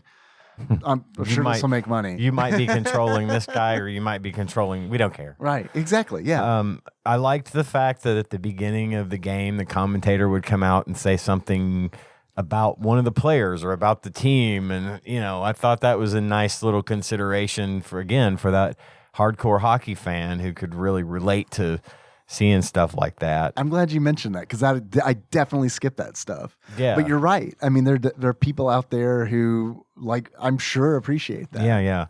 And then the last thing I had was I thought it was neat that the manual, the very good detailed manual, actually suggests Turns into a puck if you get it wet. There's a robot in the game that says that gives you a puzzle. It suggests before you play to turn it on exhibition mode and watch a few minutes of it being played out by the computer so you get a feel for how it all looks and works and stuff. I mean, I don't know that anybody would have ever done that, but I think it was neat that they suggested Gambling addicts who are like, I don't know, let's turn on the there you go. computer versus computer. But I thought it was a neat It's not suggestion. a bad idea, actually. Come to think is of a it, good idea. that's kind of like a boring, salty bet. But I thought that was neat that they said that they give you that option to say, hey, if you don't know what you're doing or whatever, watch a little bit of this before you play so you can understand how it works. So. I love that you mentioned that because it reminded me of something where it's like I started playing that. When I started playing the game, I think that's the default. It is. I think the default is like to play a demo because I remember it like so. this is funny to me. As far as like, I feel like the user experience playing the game is fantastic. Getting into the actual game is as fucking kludgy as any other sports game that I've Yes, played, it because it's is. just going through these like shitty menus, and it's like, I guess I'll just go with default. And the default is no one's playing. The computers are playing each other, and I didn't realize I know, that. and you're like, am I playing? right? No. Who do I get make that. Little Lord Ice? I don't even know. What happened was, all right, the game's about to start. Okay, there's the ref and his little picture-in-picture. He's dropping the puck for the face-off, and I slam the button, and the moment I do, it goes to the title screen. And it's like, Yeah. oh, I wasn't playing. Okay, I guess I'll start over. Try a different mode. But that's what I have for good. Oh my god. About what? 3 bad. Oh, we're doing 3 bad. Okay. Well, there's one for me. Is that I do feel like the interface starting the game is like in stark contrast to actually playing the game. Obviously, they didn't have the teams. It'd be a nice, complete experience, I feel like. Yeah, that was one of the things I thought of too. Is kind of like, well, you got all the players, but that takes away from the fan experience, in my opinion. Right. Because I know I could name every football team in the NFL, and I could probably name 5 actual players on any of those, maybe on all of them together. You're doing better than me. I know. I could name 5 of both. The names of the teams being there, the team logos, and that is more important to me than the players.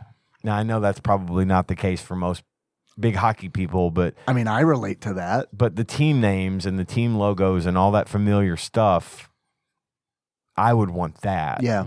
So I think that was a shame that was left out. Yeah. The St. Louis Jazz musicians. Right.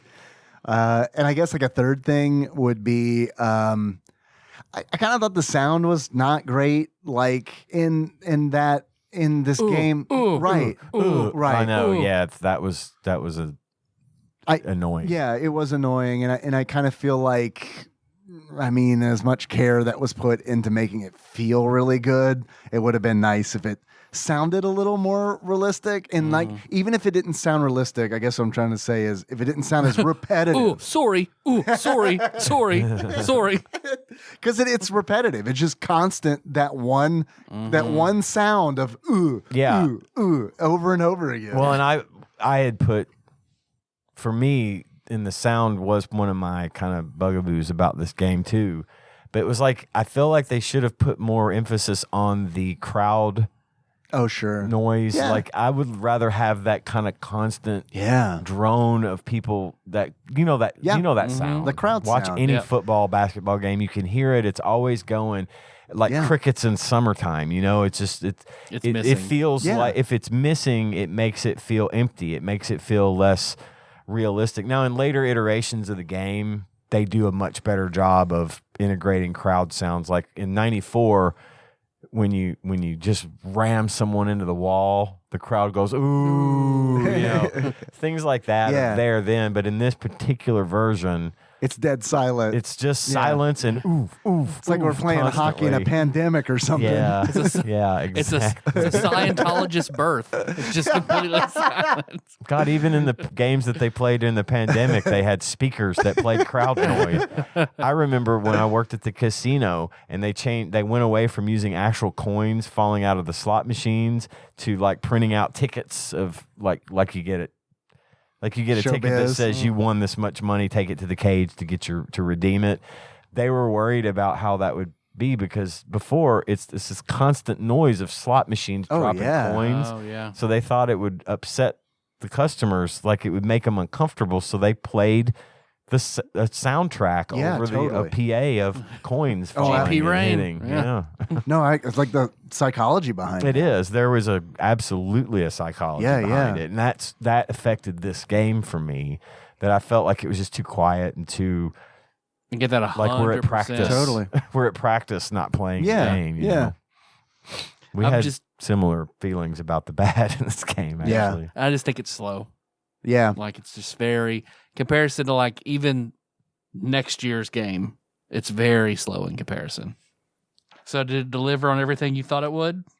I think it did. Yeah. I mean, this is the first time I've ever played a hockey game, and I had a pretty decent time with it. I didn't spend a whole lot of time playing it because A, we didn't have a lot of time between recordings, but B, I got the gist of it pretty quick. And to be honest, sports games just generally aren't my thing.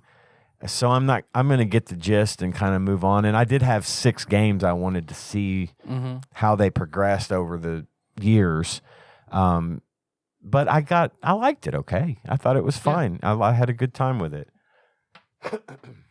Where would you put it in the top and bottom? Where would you put it in the list? I think if you've got to have a sports game somewhere in the top 100, this would potentially have a place there.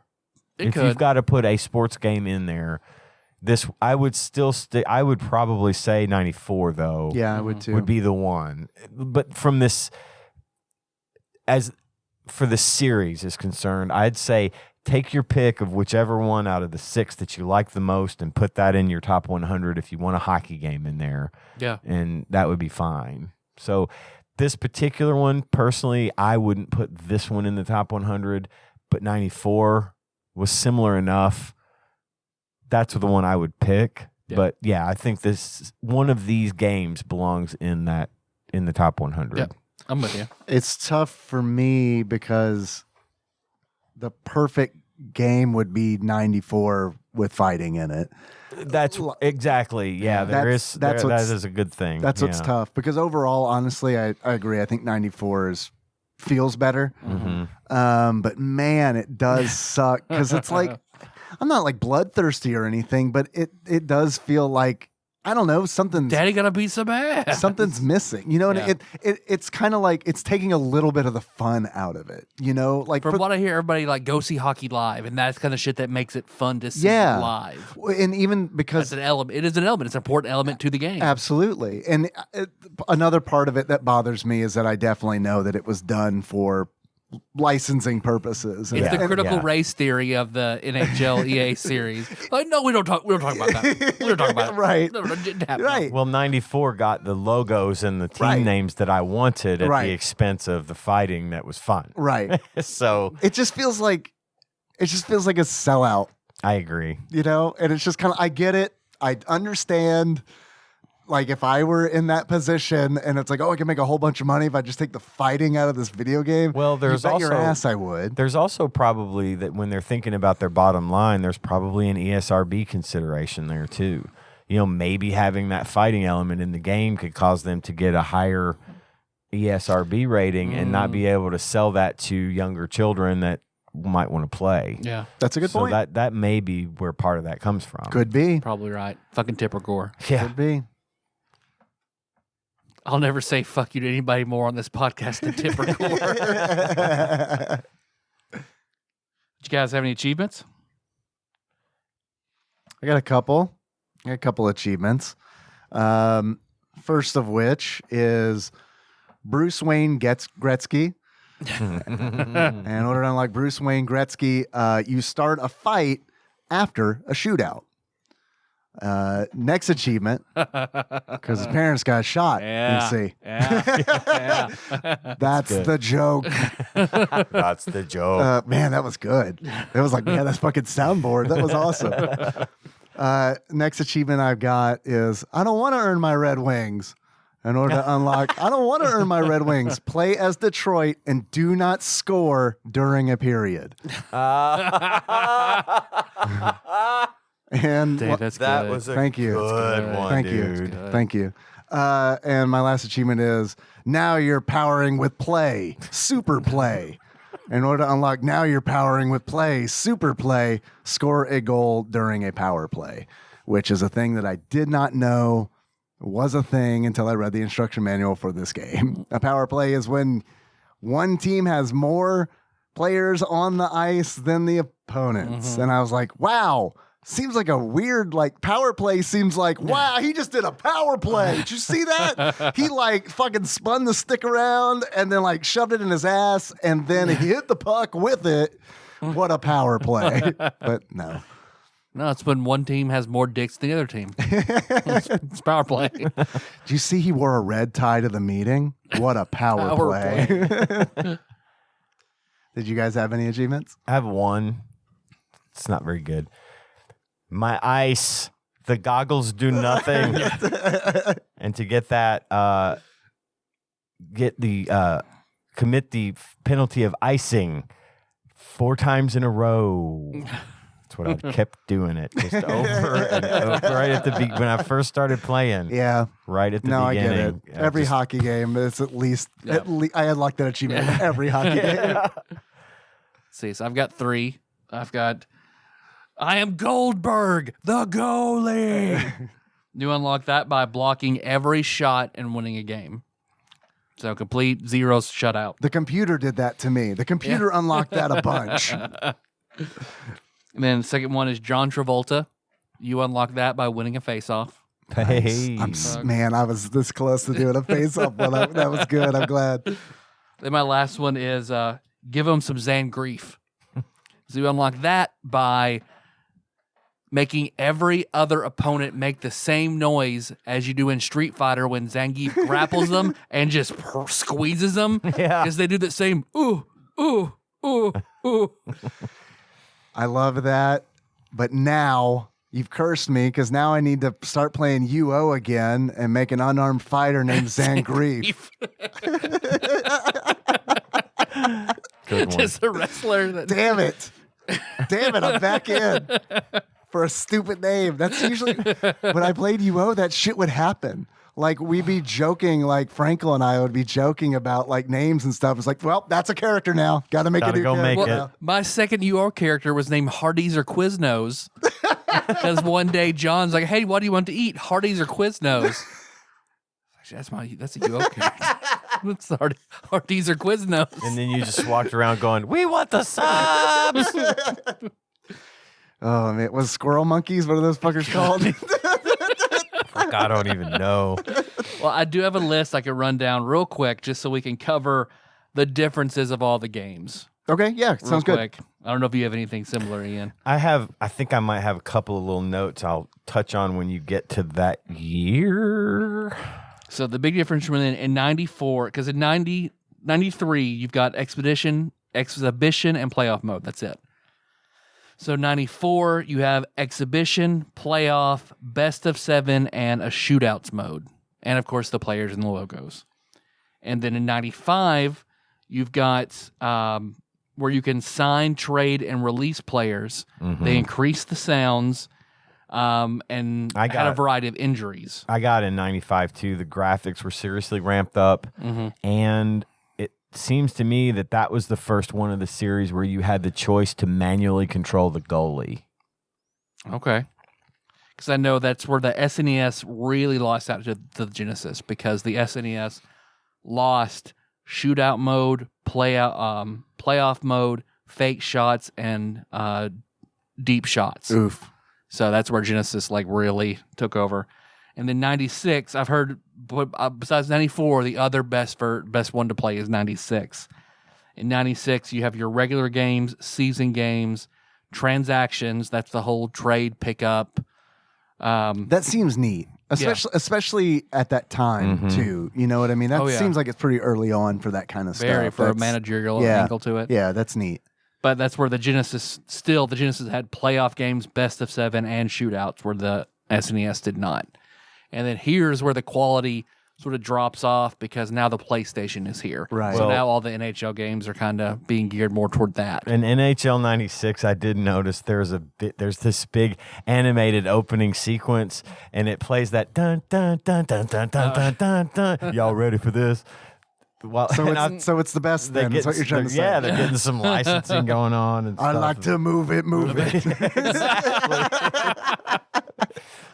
It's time for the percolate. No. Well, you bringing up the PlayStation reminds me, like, I haven't played like a modern hockey game. So when I was watching a video on like the history of the NHL EA hockey games, they started talking about how like controlling the puck changed to essentially you're controlling the hockey stick with the analog stick on the controller. That sounds really fucking cool to me. I don't know how that works in practice, but it sounds cool enough where I was like, I should buy like last year's hockey game or something, cheap, just so yeah. I could like feel how that, see what that feels like. Yeah, because you could like actually, go the side to side on the puck. Or if you're like controlling the speed of the shot, like if you're controlling that like analog, that sounds really, really, really cool. Yeah. And there was 97 or 98 came out for the N64, and I saw like some screenshots, and it looked like all the NPCs in GoldenEye, like playing hockey. It looks so fucking bad. That sounds pretty neat. But 97, like, of course, the graphics and everything get a little bit better. 7 only has exhibition, practice, season, and then the transactions, which is the player trading and stuff. And then 98, that's the last one for the Super Nintendo. They have the exhibition, season, practice, a skill challenge, and the shootout comes back. Okay. I'm glad the shootout came back. Skill challenge sounds neat too. So really, other than that, there's so little variation on what was originally introduced for the SNES. So there's really no point in trying to drill down on all these games like at all. Yeah, I don't think we don't want to do that, and I don't think anybody wants to hear it either. So, because I feel like if you're a huge fan of this series, you already know all that stuff. This stuff. Yeah, for sure.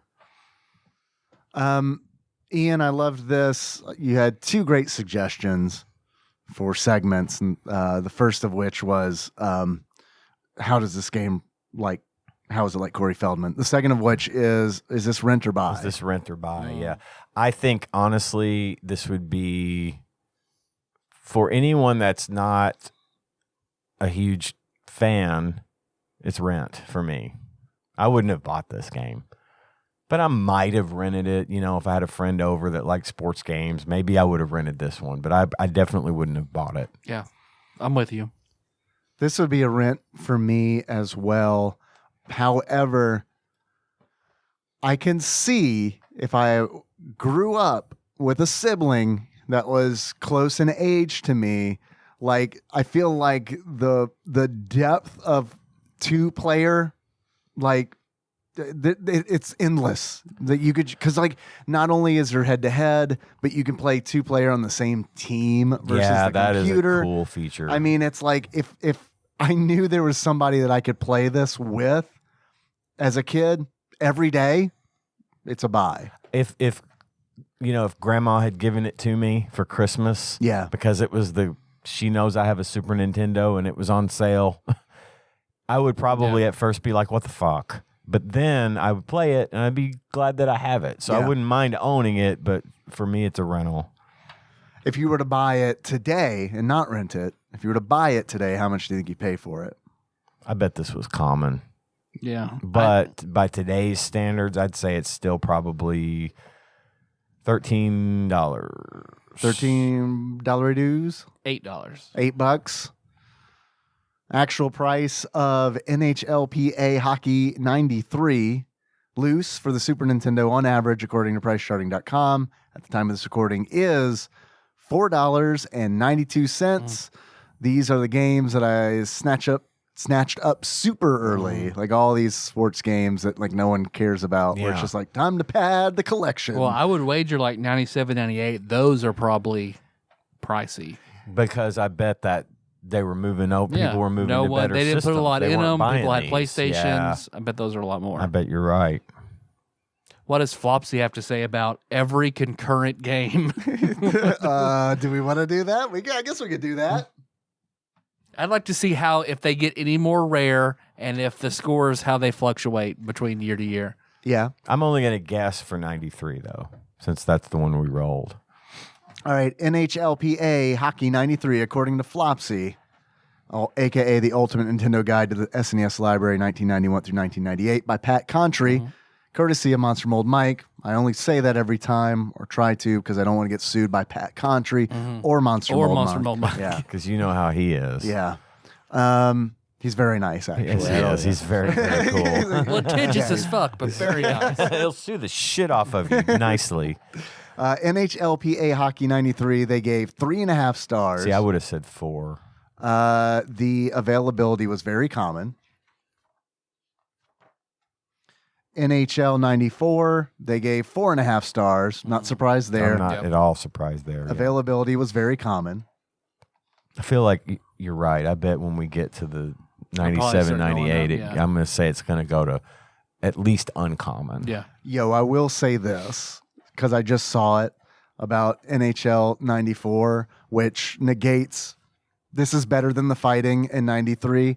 NHL 94 supports multi-tap. So There you go. Yeah. and it's NHL 94 for me.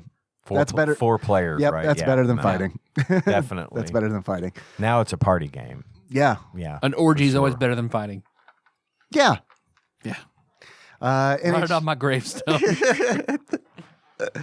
NHL 95 was 4.5 stars, very common. 96, 4.5 stars, common. Mhm, All right, mhm. starting to dip and Okay. rare and availability.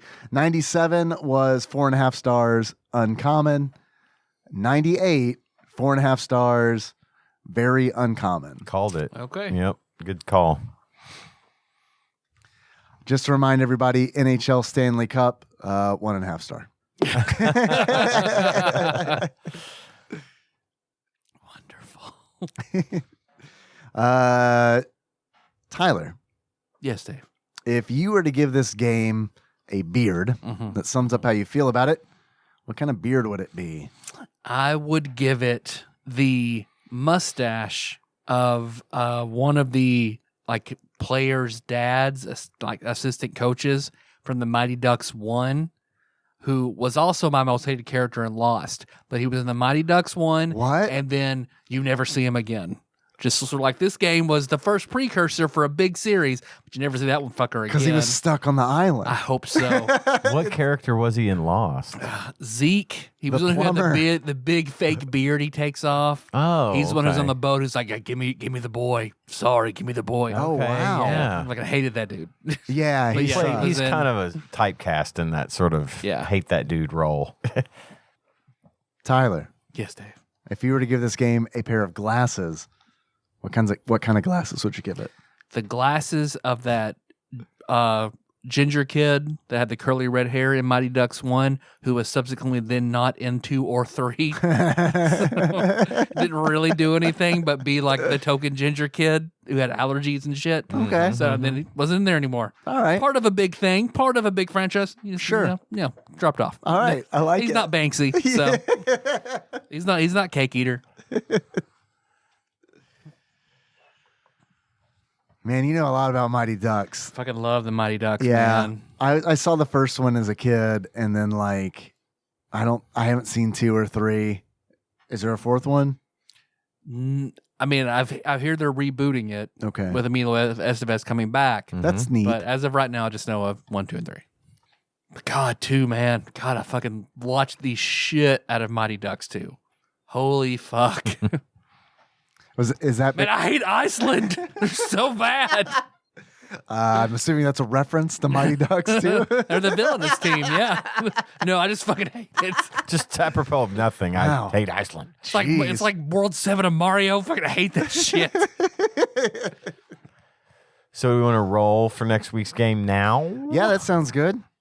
Okay, so we talked about the tabletop. So, friend of the show, Sean Miller, is going to be playing in that. Well, he was on vacation next week. We figured we'd just take a break. Well, he got roped into a last-minute 2-week work trip he did not expect. So since he's going to be gone for 3 continuous weeks, we hated to do an episode and then wait 3 weeks after character creation to kind of lose momentum. So we'll look at it again whenever he gets back. Yeah. Okay. You guys ready So to- I'll grab this batter up peripheral. Oh, actually, I'm going to go grab this hockey stick that I bought what the fuck? when I was in, 2nd grade What? for the Mighty Ducks, and I'm gonna go ahead and put it It's instead of Donnie the bat Jeffcoat's on the hockey ground. stick, though, right? Well, it's Oh, signed by Donnie okay, Jeffcoat. okay, good. Yeah. Good. 'cause Everything I'm I about to- own is signed by him. Donnie Jeffcoat and Keenan Thompson on the other side. There you All right. go. There you Okay. go. Perfect. Yeah. Phew. Yeah. And put my head on the stick, the hitting part of the hockey stick, Yeah. and the other end on the ground, so I can turn it Wild and Crazy Kid style. Uh-huh. Boy, no, random direction. Say that prayer. We all love to say. No whammies, no whammies, no whammies. Stop. 5:36. Is it a repeat? No, Is it a sports game? I don't know. Is it the S's? It is. Super. Nope. Not gonna guess it. Okay. What is it? I guarantee you, if either of you have heard of this game, I'll give you $5. Sterling Sharp, end to end. End the That's not a game. That's a show my grandma used to watch. Sterling. That's a porn my grandma used to watch. Sterling is Sharp, SHARPE, colon, end the number 2 end. I don't know what this is. I have no idea. I have none. Should I look it up? I want to look it up. I have. Sterling Sharp. That's fucking bonkers. Sterling Sharp end to end. But I don't know. I was gonna say it's probably not good, and I'll stick to that. But we'll see. I guess. It's football, I bet. No, it's not. Is it? Yeah, It it's football. is. No. I say we invoke our rights as the hosts of this show To to not do roll again back-to-backs. since we just did 6 sports games. I mean, in one episode. in one episode. We can postpone it. Let's put a wedge in so we're not doing back-to-back sports games. We still need to get to it. But I say Alright. we put a wedge in it so we're not doing back-to-back. Do you want to see if there's a ROM hack for Sterling Sharp end to end? God damn it! Of course, it's a fucking sports game. I think we need to throw it back in the pond and re-roll. Are there any Super Nintendo games that are out there that you guys want to talk about? Is there anything? Yeah. What's that? I got a few. How many of them are super long RPGs? At least one of them. One of them is a super long RPG. Right, Lufia. But the other two are Super Alfred Chicken Okay, but I want to save that for Choctaw. and Plock. Plock. I thought we did Plock. No, we talked about Plock, but because not as an episode, but let's do Plock. Okay. Plock. Plock? I'm Plock. down. Let's do Plock. All right. Get a good breather. Something Yeah. that Yeah, I don't want to do 2 sports games back to back. Yep. I know that's hard sometimes because there's so many sports games, but this one also sounds like a really one-off kind of thing, Dude. and I don't want to Yeah. get into that. God, not part of a Sterling series for us to Sharp, knock a whole bunch of them off and who I'm assuming is a player, Sterling Sharp. I guess. Yeah, he is. Woof. Pretty sure he's a cowboy too, but it's whatever. Sounds like it. Yeah, it does sound like an NPC's name in like Fallout or something. He's a really old cowboy in a cabin in the corner of the map. He's dressed in all white cowboy gear. All right, here's something. He has a radio show. Just not getting too far ahead of ourselves Yeah. on this, but just in case this changes your mind, You get the sharpshooter from him. Sterling kill him. Sharp end to end was made by Jalico. Oh man, and it's not on How the did we- Nintendo yeah, Switch. how did we not What the get that? fuck? Right? Probably That's a bad sign. that's a sign that Sterling Sharp is protective of his name. That's what that is, I think. All right.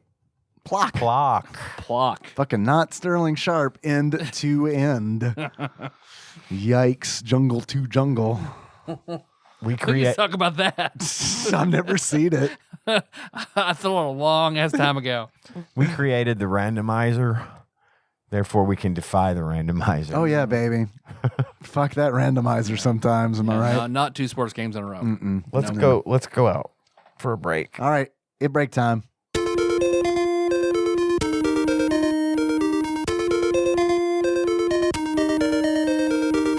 Then we're back. Yeah. Section fun. What a great break. Yeah, That was a good break. It was a good break. Yeah. We had all kinds of fun discussions that y'all will never, ever know about. That's true. There are Secrets. secret discussions. Secret. Secret discussions. That needs to be the segue. The bumper music. When y'all write us a secret discussions jingle. I just did. Come on. Well, I mean, like, You put didn't it like to my music and stuff. Oh, yeah. Here, let me give you a couple so you can mix them together. Secret discussions. For $100 a month on Patreon, we'll give you a bullet list of the secret discussions. I thought you were gonna say for $100 a month on Patreon, we'll let you do the bumper. We'll let you work for us. Give us content to use on the show. But you can always say you came up with secret discussions. This is extortion. I got a quiz that came in from one Ross Rachel Green from across the pond. If you boys are interested in that, I am. I'm sure it is probably about PlayStation 2 games. I'm sure we'll probably flunk it, but that's okay. We'll make the best of it. This quiz is entitled Contact High. Something Tyler said last episode really resonated with me, says Ross, which was listening to Gun Nut Archmage John Turley. Ooh. All right. Talking about guns. Though he has no interest, he enjoys the excitement John feels. Which I will say, props for spelling John correctly, Ross. I'm no H. That's an endearing quality. That's the British way. Yeah. John will get straight mad if you spell his name with an H. I kind of get it. I do too. You know what I mean? What's His name's Jonathan, and there's no H in it. John. Look, good to see you again, John. It's not how you say my name. What do you mean I'm talking weird? Whatever do you mean, John? Oh my God! Real quick, Have you heard of the Martian Manhunter, John? That reminds me of something I wanted to bring up. I told you I'd been watching Yellowstone. Yeah. And we watched the spinoff as well. It's on Paramount Plus. It's called 1883. And it's about when they were moving west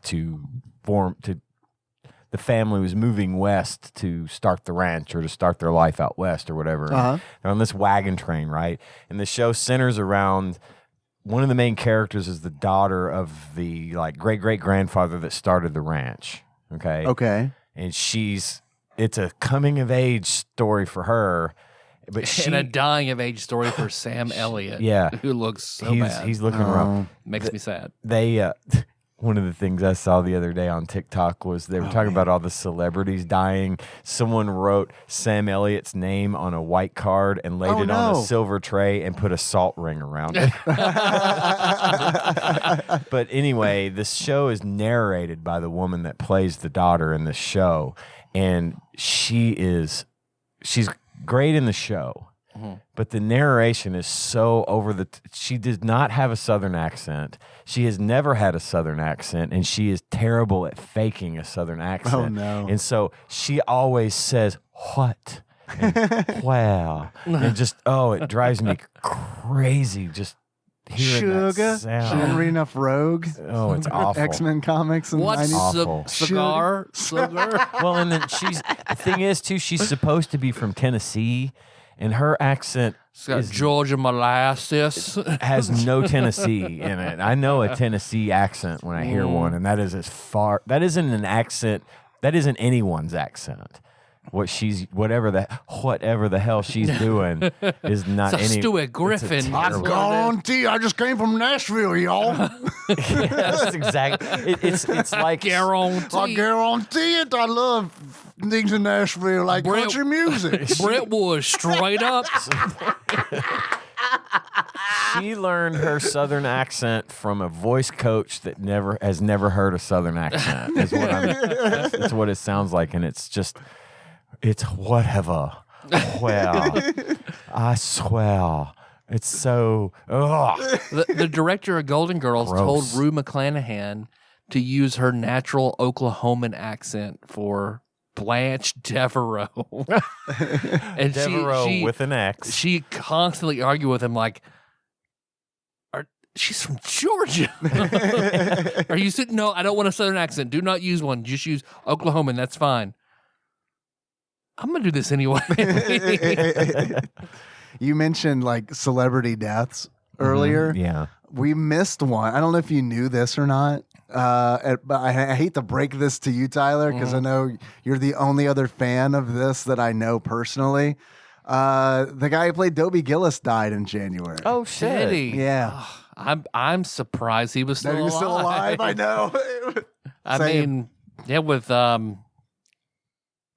Maynard already having Bob Denver. Bob Denver had already passed away. You know, I would have thought, but man, he had to be like in his 90s then.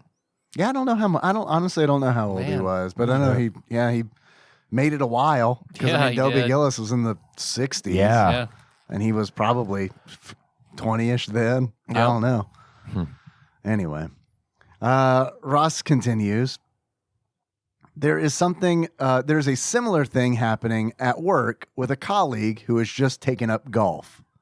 So he's got a common thing going on here with John's love for guns. Now, golf is boring. I disagree. It ruins a nice. I'm with you, Ross. It ruins a nice walk. I'm going to pause. I'm going to put a pin in this because I have an important question to ask you, Ian. Okay. Golf. You're a fan. Do you watch golf or do you just enjoy playing? I have watched golf because I enjoy playing. Okay. And it's difficult to get. I haven't played in years. Okay. It's expensive and it's difficult to get out, and you've got to give it your whole day. And so sometimes I would put on golf just to. I like a good driving range, Yeah, me too. but God. a full golf course. It's tough because it just takes so long, and it depends on other people and how fast they're moving and everything else. But I do enjoy watching golf from time to time just to remind me that I like to play golf. Okay. I'm not grilling. I was just curious. Yeah. When I was starting this new job, I needed to transition from wearing jeans and t-shirts at home all day to like, I don't know, something else.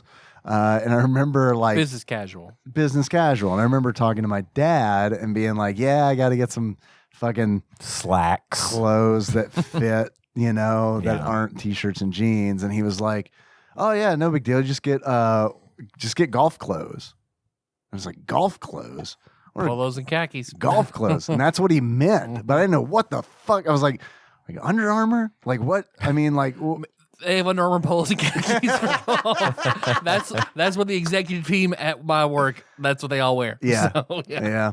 There is typically a dress code on a golf course, especially if it's like a country club or Yeah. something. They'll have a dress code. Like, Yeah. they don't want you out there in, jogging shorts and Yeah. stuff. I saw Happy Gilmore. Yeah. Yeah. I remember that. I remember that. That's a bit. thing. That's a real thing. But it was just kind of one of those things where it's like, to me, I didn't know what he meant by that. Yeah. I didn't, and I was like, even when I learned, I was like, fuck, a polo shirt? God, no, Jesus Christ.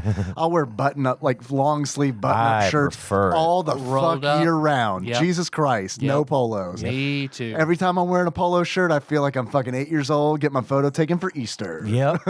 Every Melissa single likes me in fucking them, time. so I will occasionally put one on, but I would always throw in a button up and just roll the sleeves up. Gosh. All the time. Now, I will wear a button up open over a polo shirt.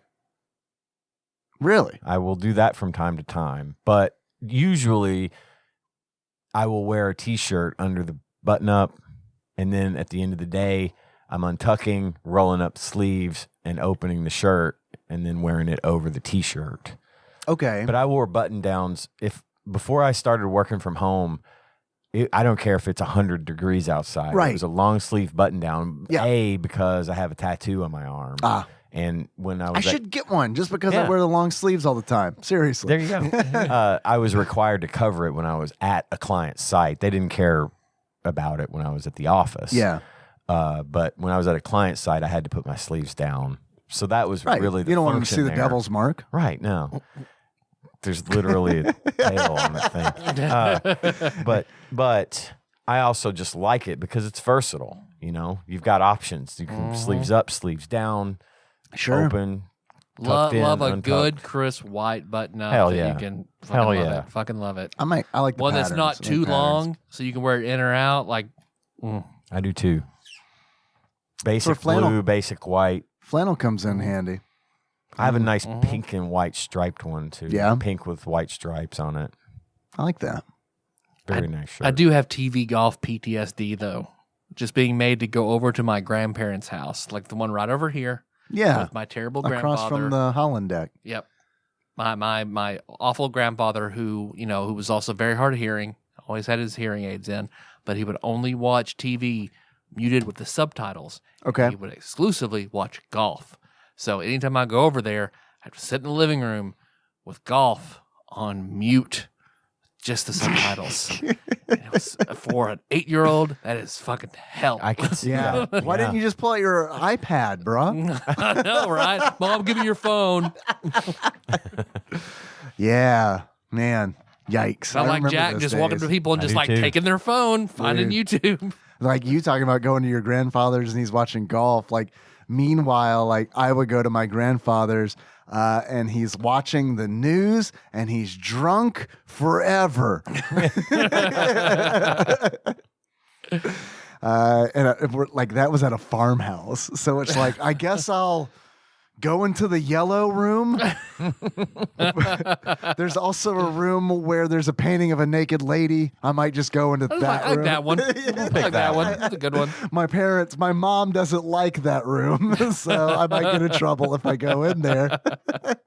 What else am I supposed to do? Mine was my grandmother and her stories Oh yeah, stories all are day. important. Oh, yeah. All afternoon, and then the talk shows, followed by Papa when he'd come home. Goddamn Stefano. Basketball. Fucking Stefano. Don't get me fucking started on Stefano, Tyler. I know more about that fucking show than I care to. I think it's Melissa funny has- that we all know what this is. I think Melissa has a picture with him to where he came to like the telephone He's one been year. to the telephone. Oh, no bar. shit. Yeah, he used to come every year to the telephone. But then my papa would come home, and then it was sports for the rest of the night. It was basketball, whatever. Just sport. Some sports. I did not like it. Well, yeah, I'd go from. But he'd always go to bed at 9:00, and then they'd go to bed early, and then the TV was mine. So I'd have like 3 or 4 hours of just whatever the fuck. So Nice. I waited patiently to That's get your my shot at the I'd TV. go from- that's your reward. mute golf at my grandparents' house during the day. Well, when it's time to go home, then that's my dad watching whatever classic boxing match in his underwear with the glass of milk with the white With the bread bread shoved dipping into in, it. yeah. And then it's like, well, it's bedtime. Okay, good. Can I watch TV? Nope, we're all going to bed. When I go to bed, everybody goes to bed. Go to bed. Love it. That same farmhouse, right? Either going to the yellow room or the room that had the naked woman painted on there. You talking about going to bed and all that reminded me. That's the farmhouse in the middle of fucking nowhere, Mississippi. That I remember the first time I was like, I want to stay with my grandparents for an extended period of time, and my mom was like, "Are you sure?" Yeah. And then they let me do it. And then I remember that was like spending a week of essentially like they go to bed super fucking early. And then I would watch Unsolved Mysteries in the fucking tiny farmhouse.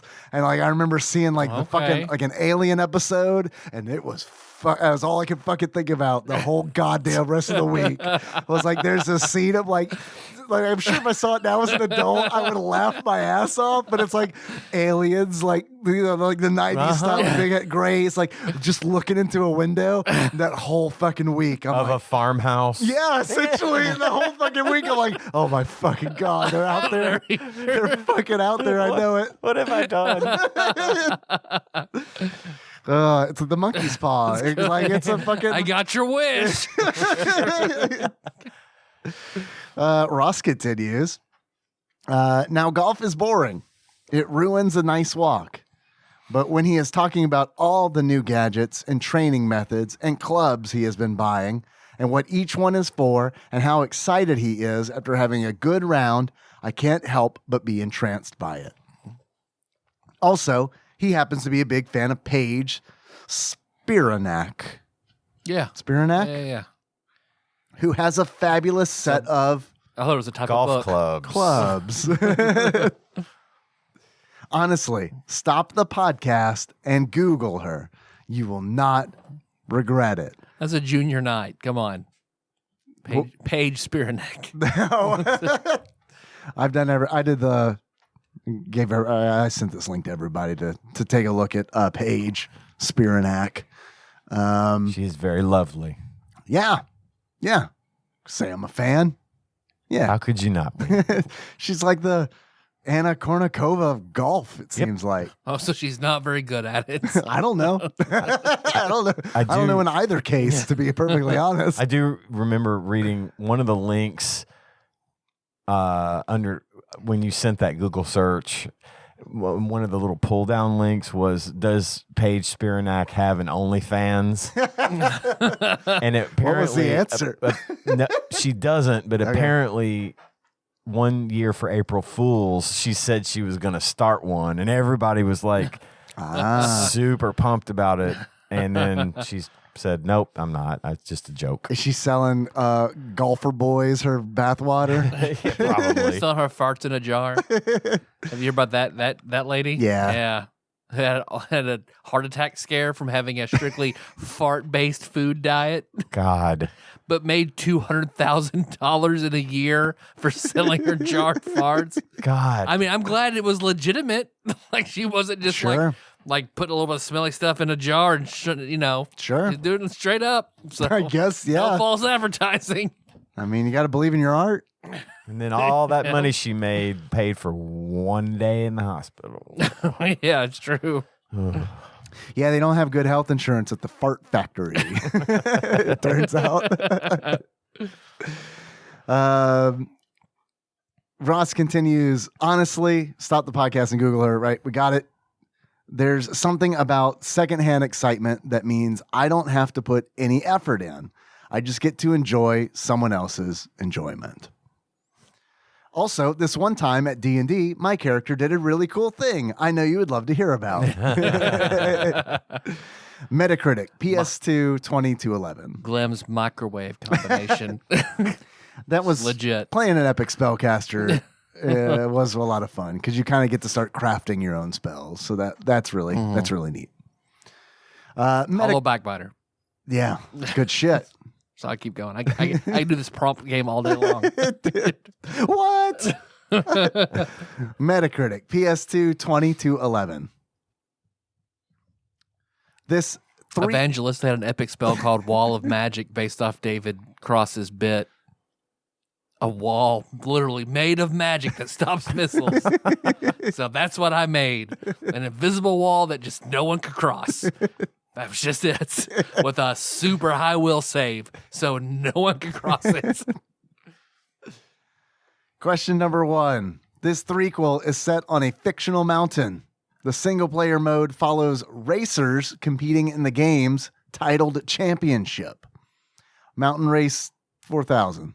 Sure. Tyler, looks like It's you might the third actually in have... a third in a racing series, or the third of a game that is a third in a series that is a racing game. This threequel is set on a fictional mountain. I don't know. There's multiple games, it looks like, competing in the game's titled Championship. Is this like an Olympics game? For or some something? reason, like skiing. Crash Bandicoot Racing jumped out to me. Oh. Yeah, okay. So I don't know. That's PlayStation. That's their mascot. That's All right. Hey, I'm look, good. it's better Why than not? anything I got for sure, which Yeah. is nothing.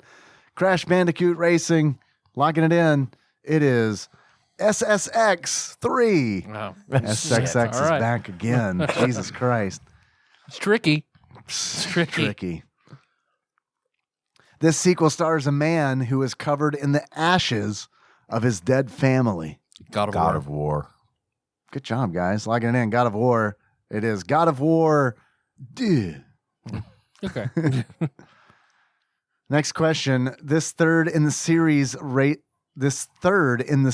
racing game provided you with a speed boost for risky driving. Crash Bandicoot.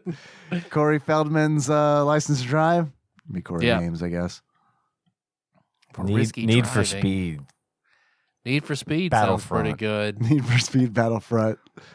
Need for Speed Hot Pursuit. Hot Pursuit was a good one. All right, Need for One of a Speed. few racing games I did actually play and Pursuit. like. Yep. That was a big one. I played it on PC. That was Hot Pursuit was a big one. Yep.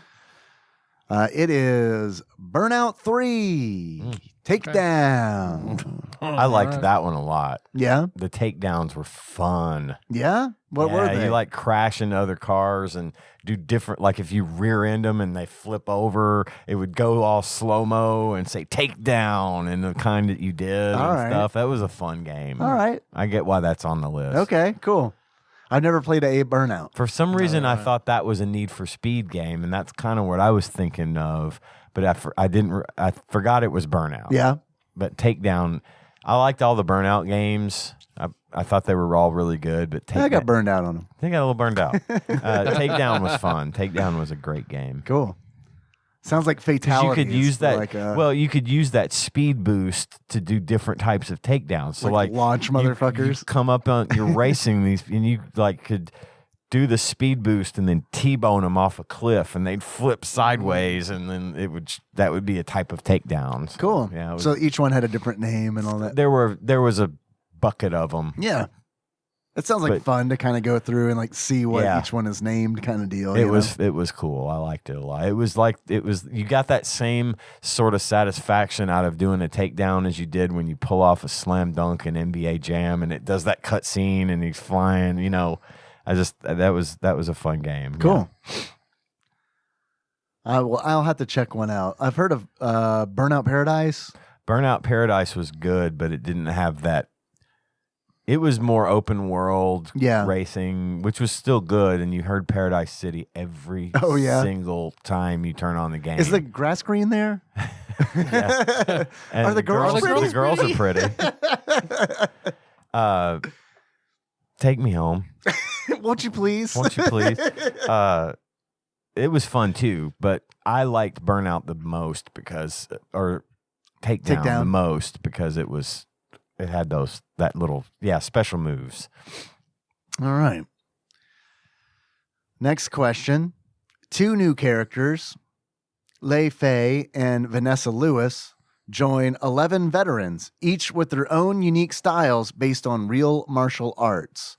This is a Tekken game, right? I would say so. Because that's like the Bruce Lee cop, right? Right? That's law. Oh, fuck. Then I have no idea. You're right. That sounds right, though.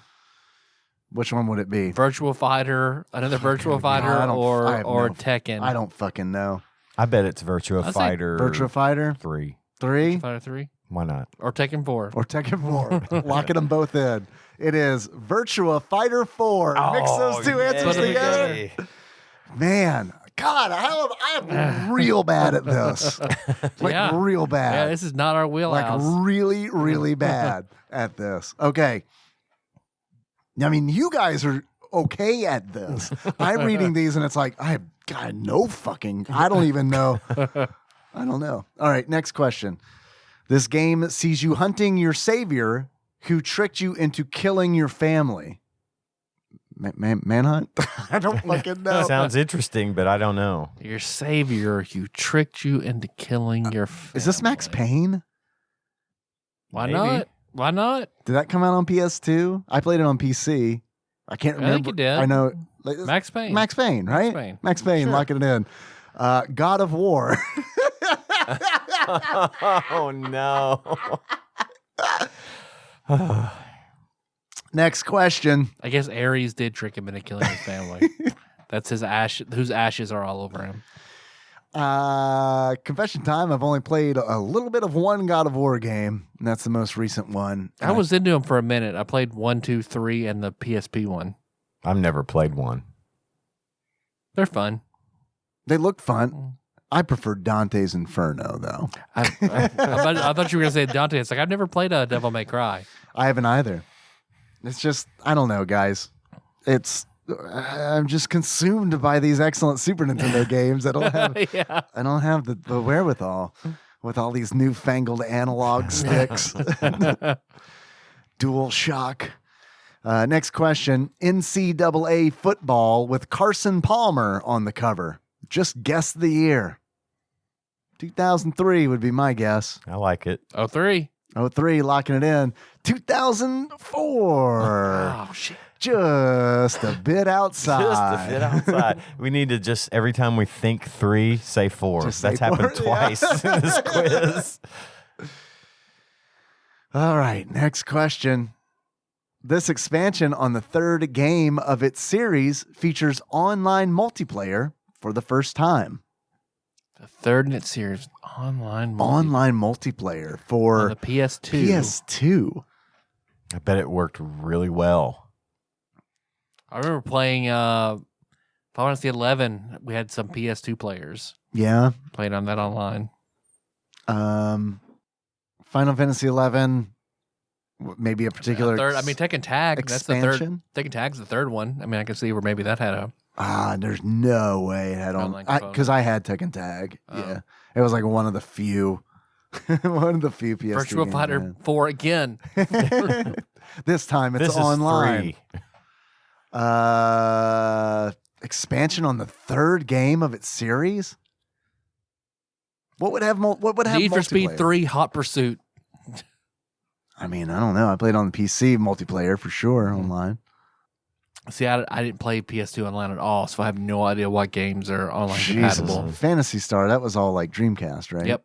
Okay, so that's not it. I don't know. Need for Speed, Hot Pursuit. Katamari. Locking it in. It is Metal Gear Solid 3 Subsistence. Why would that have a I don't know, homie. I never would have guessed it. 'Cause Never. I did not see Never. why that would have a multiplayer. Never would No. have gotten there. Okay. Next question. Ian, Uh-oh. ready? I guess. This is all up to you, okay? Sure. Madden NFL, guess a year. 2004. 2004, locking it in. It is 2004. We're on the board. We're on the board. Is this the first one that we got? We got God of War. got God of War. Okay. 2. I mean, we didn't say 2, but So we're Close on. enough. We're good. yeah. Virtua Fighter 4, we kind of got there. Yeah, you're I right. mean, we got Virtua Fighter out of it, so. Yeah. All right, next question. This is going to be fucking tough. I don't think we can use the same strategy. Okay.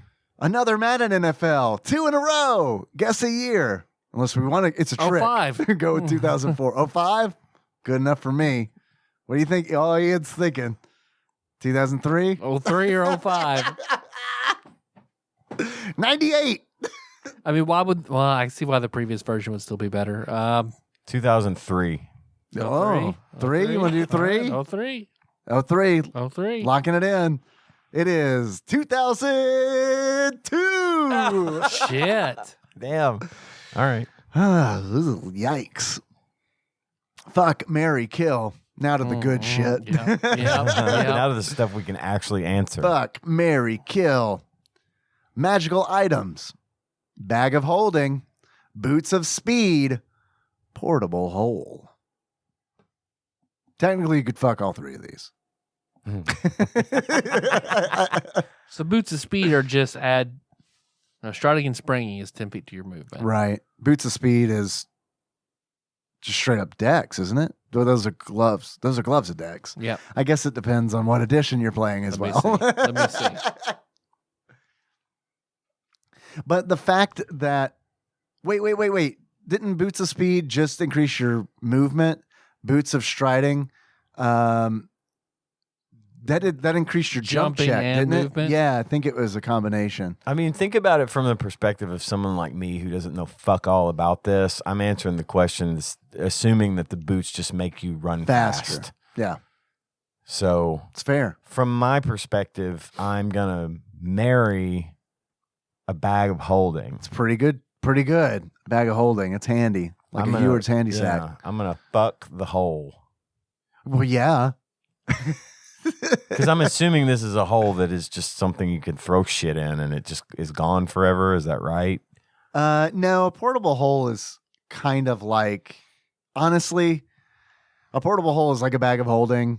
It puts items into an extra dimensional space, but Can you get stuff back out? yeah, I think you got to go in there to get it. It's not it's technically like a bag of holding. You kind of have to like root around for it too.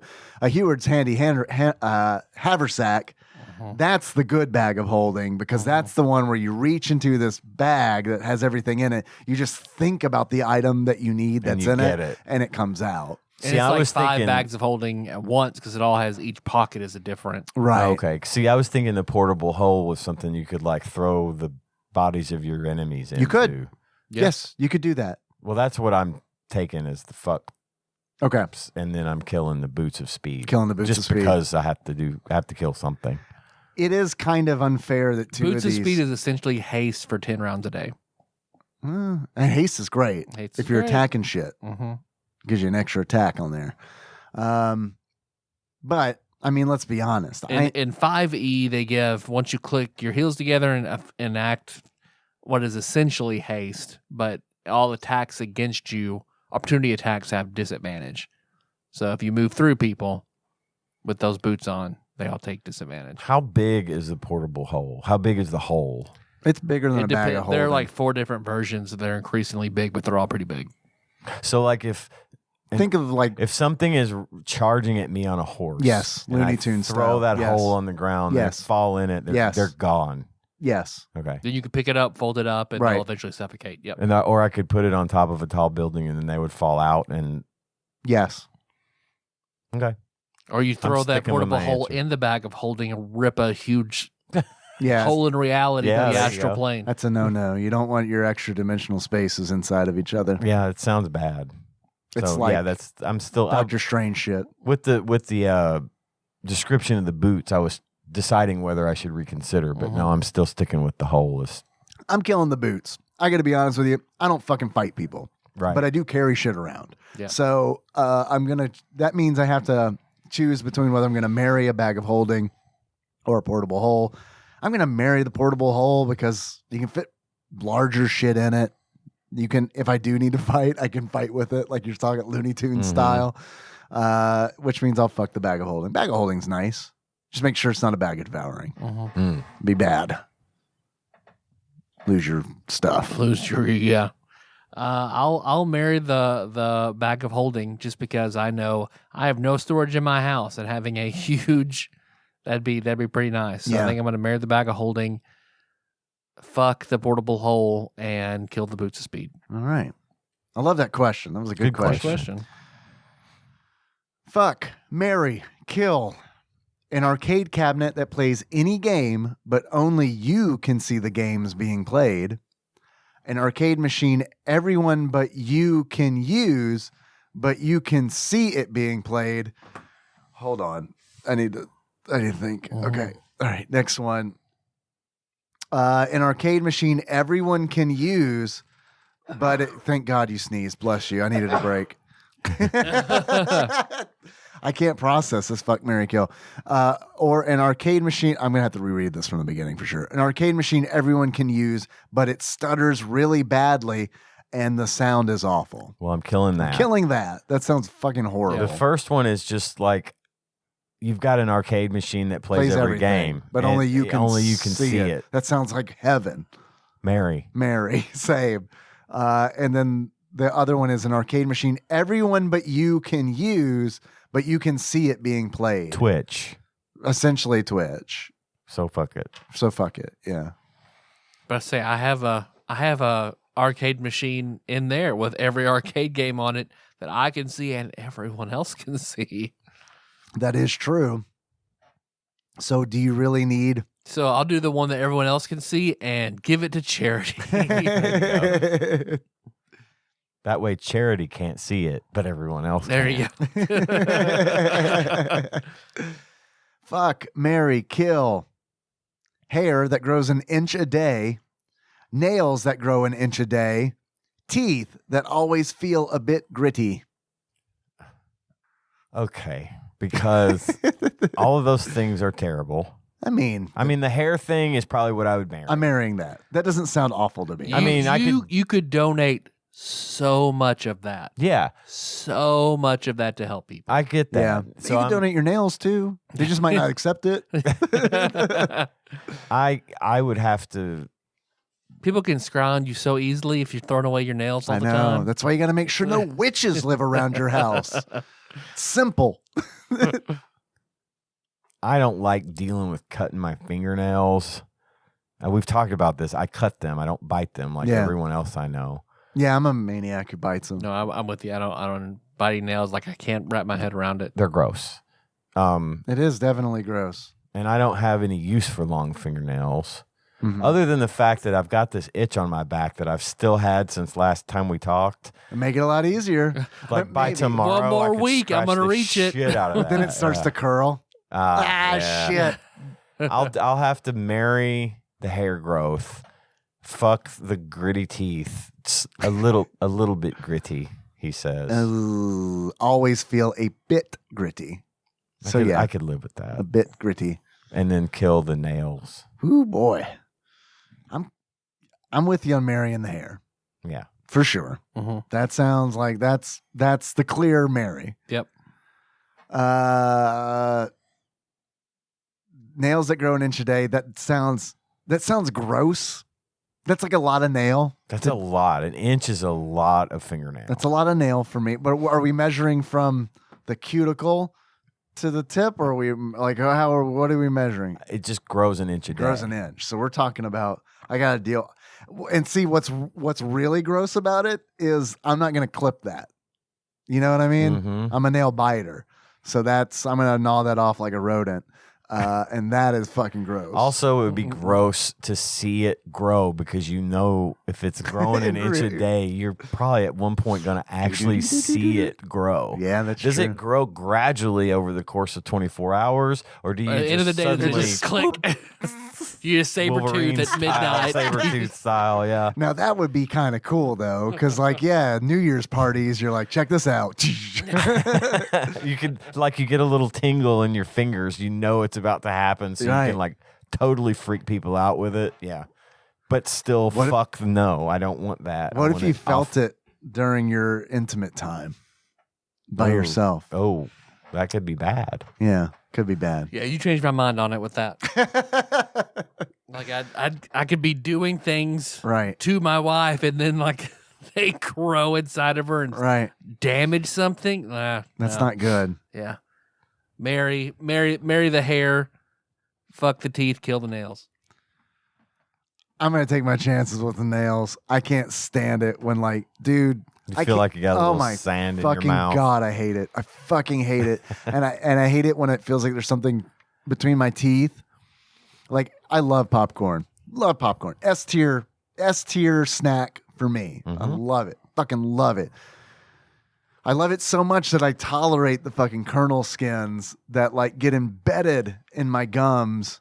And even when I go and floss, it's like, Did I get it? I don't know that I got it because Yeah, it's they're been in hard my to get. fucking tooth for so long Oh, I've that I seen don't know. at a Vietnamese restaurant we went to. I saw Blake. He ate something, got something stuck in his teeth. Got a toothpick. Yeah. got in there, couldn't get it. Toothpick breaks off. He's trying to get it more. Gets floss, gets everything else. Yep. He's just blood just coming Yep. out of his mouth. Cannot just Yep. fucking get this. Yeah. Yep, Yeah, been there. I know it. Been there. Me too. For sure. I have a strange gap between the very back tooth on the right side of my mouth. Weird, and I've the never next noticed tooth. it. Yeah. And every I've time licked I that eat, before. Yeah. so yeah. every time I eat like I feel it when we kiss. That's it. every time I eat That's how I know it's you. every time I eat like a piece of chicken or like some stringy type of meat. Yeah. It I gets get it caught back in so I there. gotta floss every time Yeah. just to get it out because it does. It feels like it's pushing my teeth apart. Oh, I hate it. Oh, Yeah. yeah. That sensation is like every time I've never wore braces. I wore a retainer for a little bit. But every time something gets stuck in between my teeth, that's what it feels. It reminds me of wearing that retainer where it's just like, we're moving your teeth just a little bit. yeah, yeah. Why do our outside bones have to be so troublesome? I know, right? It's the fucking worst. Thank you, Ross, for the questions. They were lovely. Yep. You guys want to take a few calls? Yeah. Outside bones, outside bones. Don't forget to wash your outside bones. Probably, honestly, the best bit And Kimmy from Schmidt. that show. And there are a lot of good. There are a lot, of good bits, but holy but fuck. that's Yeah, that's a high point. All right. First call.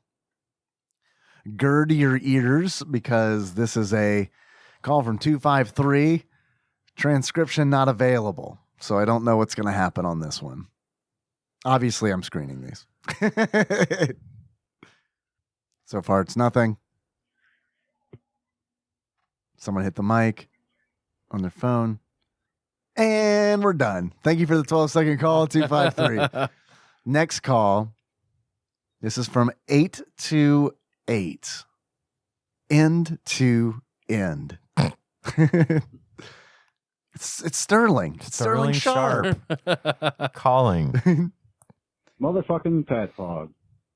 It's your single elegant honk, beloved brew pounder. Honk.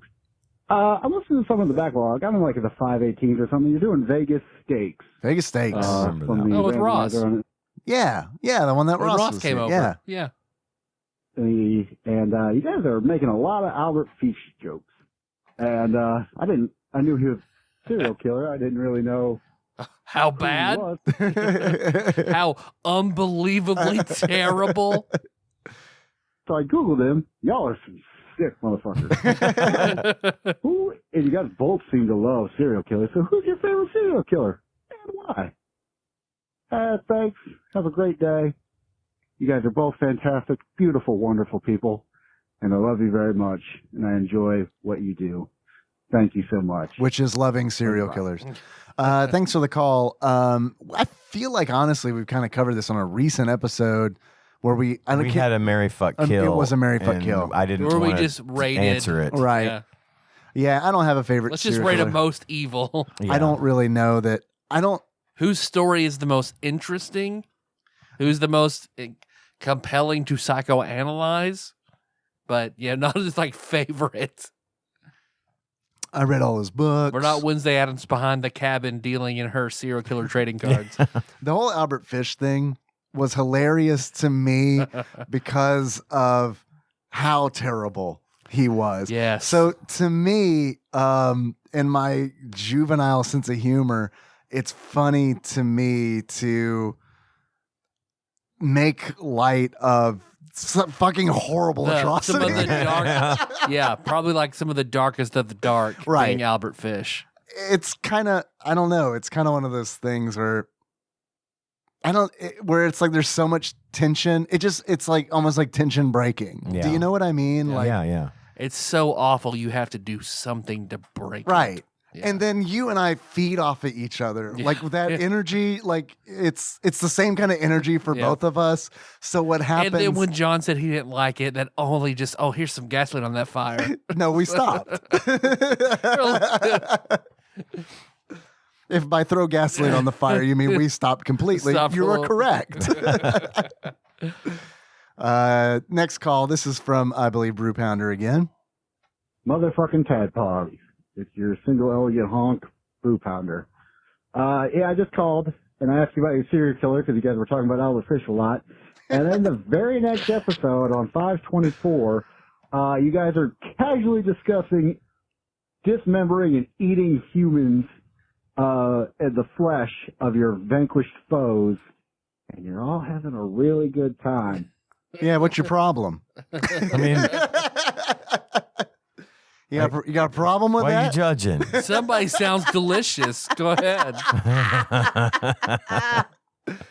Now, I hope this trend doesn't continue because there's no reason to believe that maybe you guys are out there eating people. And now that I know Terrified Michelle has got access to human flesh all the time, We have her freeze dry it and send it to us from California. Look, I don't know where that's sourced. Come on. Is this organically grown? Here at my Cannibal Wendy's, always fresh, never frozen. I don't need some fucking hippie body. I like a good American Texas dead body. I like my Oklahoman body to have a Georgia accent. Once again, I think we kind of answered this question already. We're just fucking kidding. We're just kidding. Take a joke. Next call. We got more. We got 7 seconds. Oh, We okay. got 7 seconds. But more. H.H. Holmes. H.H. Holmes has the most interesting craziness about him. Yeah. Besides Albert Fish. I started watching I heard there was a good documentary on H.H. Holmes, and I started watching it, and I was like, nah. I just don't understand how he's even real. Like, it's just so fucking nuts. Well, what's crazy to me, and it's like when I say that I didn't get into that documentary, a lot of it was because I do not relate to this time period. And that honestly might have something to do with, like, I don't know, stuff like that, and like Albert Fish, like, which is obviously horrible, but it also happened so long ago that it's also one of those things where there is a disconnect where it's like, I can make a joke about the Titanic because I was not alive when it sank. Obviously, and I'm not saying I should make a joke about the Titanic, but the thing is, it's like, I didn't know any of those people. And it was so long ago. And obviously, yes, it was fucking horrible that like 1,200 people died. But like, come on. Yeah, right. That's all I gotta say is come on. Are you Mr. Titanic? Oh, come on. Mr. Titanic's end-to-end football. Anything. It'd be terrible. But anyways, just thought I'd let you know. Catch up. Love you guys. Be peace. Bye. Thought he'd let us know what? That we're sick That and we're sick demented. fucks. Yeah. Yeah. Richard Ramirez is also pretty interesting. The Night Stalker. I like the way he got caught. Yeah.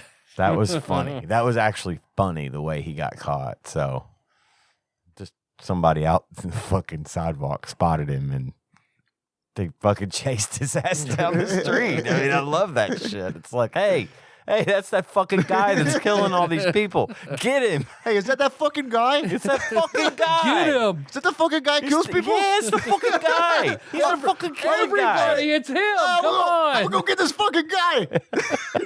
And he's the big bad in American Horror Story 1984, That was which I a thought was weird interesting. one. It was And good, but the it guy was looked weird. and sounded just It was like him. creepy how much that dude looked like Yeah. Ramirez. Like possibly related to the Well, guy, yeah. like distantly. But, You'd think it was oof. like, holy shit. What was this is horrible because I was alive for this, but I can't remember. Was it the DC sniper? You remember the ones that fucking modified their car Right. to snipe from inside the trunk, and yeah, Are those classified? Those guys classified as serial killers? Absolutely. yeah, they killed lots of people. That shit was terrifying. That was. because that shit is like, I mean, obviously it's all terrifying, but like that in particular was like, I am alive while this is happening, and like someone could just die, Just fucking like that. You know what I instantly mean? die, It's like, and yeah. you not even know. I'm It's- getting some yeah. gas. I'm getting Right. some gas. I'm dead. Right. I'm sure people. I'm alive. I'm alive. I'm alive. I'm dead. Ah, shit. Have you seen that TikTok channel about that guy who's just like walking down, like he does stuff like where you'll see like a pane of glass fall out of a 5-story window. No. And right before it hits, you'll see a guy like walking around. All of a sudden, he's in heaven, looking around, looking very confused. It's all just That's funny. Oh. Next call. This is from 562. I believe this is Terrified Michelle. Michelle. Hi, TADPOG. This is Terrified Michelle. Hello. Take 2. Sorry, I'm used to them asking me to say my name first, so I said my name first. Oh, so whatever. I got you. Anyway, I'm listening to Jelly Boy, and you, God, within sakes, Ian did your Civil War voice, and Civil War voice is my favorite thing. It's pretty good. I think I have a thing for fake Louisiana accents. because Which he we sounds discussed. Like Bill from True Blood. Anyway, thanks. Oh, and I love that Tyler whistles just like I do. Which is not very good at all. fuck you. Okay, bye. Bird. You got me. I will Damn. never. That's the first time I've been hurt in this show, Michelle. You Albert Fish loving, non whistling motherfucker. cannibal. I will never forget the first Tadpog prom I went to, and I think I got noticed on this show when I did that Civil War thing. I believe that was it. my like moment to shine. It's a good and moment. I got so much attention from people that like came up to me like I'm a celebrity. Oh my God, I love the Civil War. I heard that so much that weekend, and Terrified Michelle and Abby were there. That's where I met them, and they were both like fawning over that whole bit, and I'm really proud of that because I'm glad so many people find that. Yeah, that's your TADPOG entertaining. DLC alternate costume. Yeah, That's honestly, that's a like great sketch. That's in my that bit. top. Yeah, it is. That's in like that's like one of my favorite Tadpog memories. Well, and the honestly, fact that me too, and the fact that you mix some music behind it and everything, when I heard it the first time on the recording, I was like, "Oh my God, this is gold!" It was fun. It was really fun. It was After a lot of fun. John's very antiquated style of writing is awesome. Right? Yes. There is no music. There is here. no music. Yeah. Oh man, That's where everybody lost it. I love it. There is no I music know. here. That's like, of course, that's what I remember. That's like the line that I remember, and it's just like I don't remember anything else. Oh, fuck. Thank you, Terrified Michelle. Yes, thank you. BTK is pretty horrifying. Yeah. Is that a new sandwich at Burger King or what is The BTK. It's a chicken sandwich that bleeds when you bite into it. Also, It's all trussed up inside the bun. also a hilarious way that he got Oh caught. God, I love man. I gotta say this one. He fucking, this guy had killed people for years and years, and he stopped. He just stopped. He was just a regular dude. He was like a security system installer or Yeah, something. that's how he got into people's houses. And- He installed their security yeah, systems. and they never caught him. He was just he ghosted everyone. Right? They didn't notice all the fucking securities. This house protected by signs in the fucking That's yard. not. Killer, Hey, but- killer scratched out. BTK. Yo, you think this is weird? All these houses have these signs? Where they had only the ones who have security have murders. That's a bad security company. Really bad. Why one. don't you try protecting people? There was people killed in all these houses that you supposedly protect. Oh well, not our problem, I guess. Time to solve crimes. So he quits for it was like 20 years. Yeah, It was a long time, and like huge then outlier. Then he started doing it again, and they immediately realized, oh my God, this guy's fucking back. He's doing it again. Same MO. They knew it was Like the same 20 guy. years later. Yeah. Yep. Did he not know? Like, when did he get caught? It was like in the 90s, Yeah. wasn't it? Yeah. Because So this is before like CSI and shit. Because if Yeah. I were a serial killer and I stopped and then I saw like shows where it's like with forensics and shit, I'd be like, yeah, I'm fucking done. well, Yeah. Well, he's such a they don't malignant need- narcissist Oh, that he would send stuff to the police and taunt them. Right. And for so years. he did that. He was writing letters and he was doing, but you don't need CSI to catch this guy. You know why? He fucking called the police and asked them. did he not star 6-7 beforehand? I don't know how he called them. He called them and said, I'm the BTK killer, and I was just wondering, you can't like track me if I send you a floppy disk with my letter on it, can you? And they're like, no. And he did. And they fucking figured out where the disk came from and that the computer he was didn't in format it properly, so they were able to pull up. I was about like, to say, you know, yeah. How did they? So he they used. found the computer at his church, I think, that he Yep. was he used, and Didn't go they, buy a new floppy That's disk. what I was- right. Reused one. and they caught him just like that. It was that easy. He just assumed that they were telling him the truth. He actually asked, "Can I do this?" and be anonymous, and they're like, "Oh yeah, we can't get anything off of that. No, send us a disc. That's fine." That's how he got caught. Can you imagine? He was part of the inspiration for Trinity and Dexter because he Oh, had yeah? the normal life Mm-hmm. to everyone. That he was a family man. He had kids. He had a wife. He volunteered at his church. He did, Yeah. all this like what's his name was that the Trinity killer was. He was the huge public servant, and then as treated his family like absolute shit behind closed doors, and was a serial killer. Yep. BTK. Can you imagine being the guy at the police station who took that call? Hey, can we? Can we do that? Yeah. Hold on. I need to ask my manager. This guy wants to send a floppy disk. Anybody got, It's anonymous, right? Right? Yeah? No? Yes? Yeah, look, I don't really understand, but they say, yeah, send it in. What's that? The cybersex division? What they do? Is that what they are? The guy who's on Palace Chat all the time. Ask him. I'm not going to ask him ASL. I don't even know what that means. And then Toy Box, the Toy Box Killer is also pretty horrendous. I thought you said Toei Box. Toei Box, Toei Animation. Man, fuck, dude, that Dragon Ball Z set is fucking expensive, man. It's like they're murdering people. These prices. Because Toy Box is like, he's like something out of Saw, where they had a trailer behind his house where they would kidnap girls, gas them, and then they would wake up in a modified dentist chair. Oh, Jesus Christ. And then like a screen recording would play, like, you'll be in here for 8 hours.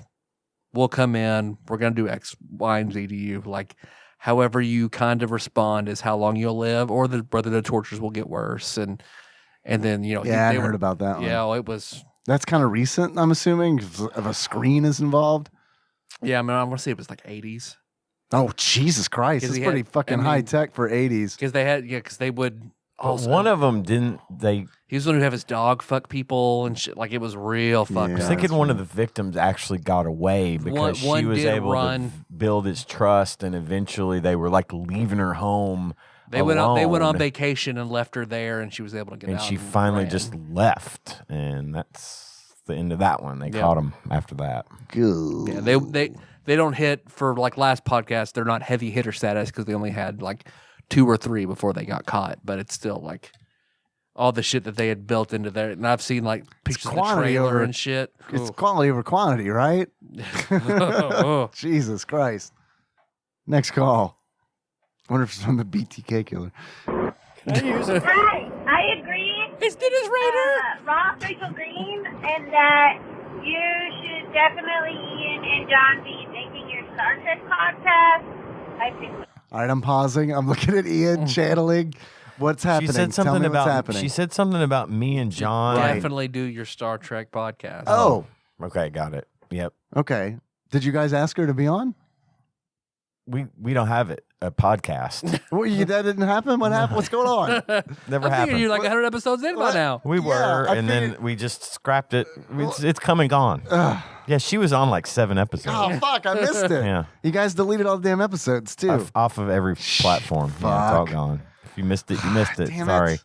It's a limited time event. I didn't want to listen Fuck it, until I fuck had it. watched all the Star Trek. Well, you didn't have to because we're covering those. No, but I like to watch it first so I can like have some opinion about it going in. All right. Waiting for it. It's important. I love you guys, and I can just add it. It's like I can listen to Tyler and Dave. I can listen to Star Trek, and I can listen to True Crime. It'll be perfect. Come on, get on the ball. It's waiting forever, and then you gotta make merch so I can wear your shirt. Okay. All right, I have an idea. She wants to wear the shirt of our podcast. I got that. We've already we had shirts too, but we only sold like 5. Oh, so you're like us. They're out in the wild. Yeah. They're out there. But I'm not going to tell you what they look like. Oh, wait. I think we had just found one. They're $100, right? That's right. Because it's an NFT shirt. Yes. NFT shirt. Oh, God, I'm the worst. All right. I love you guys. So that was for, I know it's for, if you're not the host of this TADPOG, okay? I can't think of anything right now. Oh, how little she knows. Because actually, Terrified Michelle, I am a host of TADPOG. Since July 2021, I have hosted this show every week with my friends Tyler and Dave. So I am a host. You were wrong. John, Say it. not so much. But me, I am. Say it as a Civil War veteran. That way she could get some enjoyment out of it. Terrified Michelle. I regret to inform you that you were, in fact, incorrect. I am a host of TADPOG. There is no Star There Trek is here. no Star Trek here.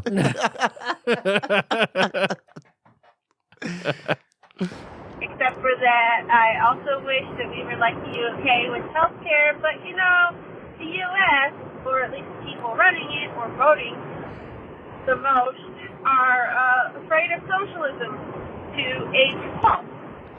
What? She said she's also in favor Good of Lord, you're good at this. socialized health care. Oh, okay. I heard in the healthcare. People in the U.S. are afraid of socialism. Okay.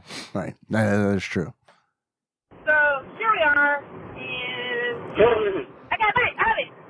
What? Did she just fart into a jar? That sounded like Oh, by the way, I love you. that sounded like an EVP to me. Michelle, is your fucking car haunted? What the fuck? I'm gonna play that back. If you want us to leave, fart in a jar. I bring home ghosts from work. Oh, no.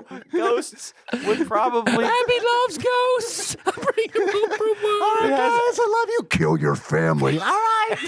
Bye. What was that? I think she just went or something. I gotta play it back. It sounded like I don't know. Socialism to age 12. So here we are, and I got it, I have it. Kill them. What? I think she shit her pants. I had to go real quick. Well, I gotta go.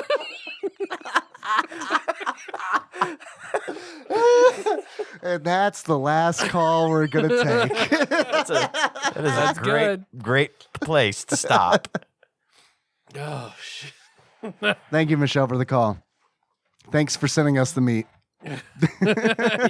It's really yummy. This was really weird. That call was from September of 2021, which means that we're running there. That's not that long ago. No, it's not. And Running out I of was calls. hosting in September of 2021. Yeah, but if Since you July. July, I mean that's I It's don't know. a couple months. I think that is a couple At months. what point is it official? I don't know. We'll have to wait and see. Call us 270-883-2555. Nice. Did I wait until Tyler was about to say something? Yep. And if you want to send us something, you send it to TADPOG Studios, care of Nicole Nance, P.O. Box 3785, Paducah, Kentucky 42002. Yep. We got something coming in from Mr. Puzzles.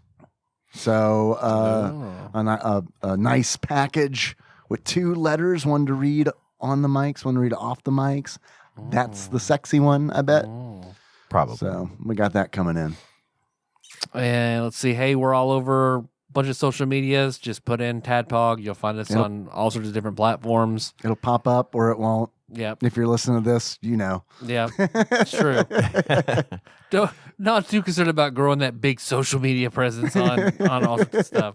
We do have a Discord, though. Oh, yeah. bit.ly/TADPOG Discord. Always something going on in Yeah. the Discord. Shirts.tadpog.com if you want some shirts. Yep. If you would be the 6th one, we Yep. appreciate it. Yeah, we could really use the help. Most importantly, we got that Patreon. Patreon. Although I do not think we have any new donors. Yeah, it's only been a couple days. Only been since Monday, so yeah. Although I will thank Cubicle Monkey again. Yeah. Because holy shit. Yeah. Yep, because holy shit, indeed. That's about the value of my car that was totaled that he raised his pledge. Whoa. So Nice. that's how much the junkyard gave me for it. So much appreciated, Cubicle Monkey. Oh, did you go to the good junkyard? Apparently my dad knows all the junkyards. Oh, then you went to the He's good got I know He got the them all. pristine Yeah, you went to the junkyards. good one then.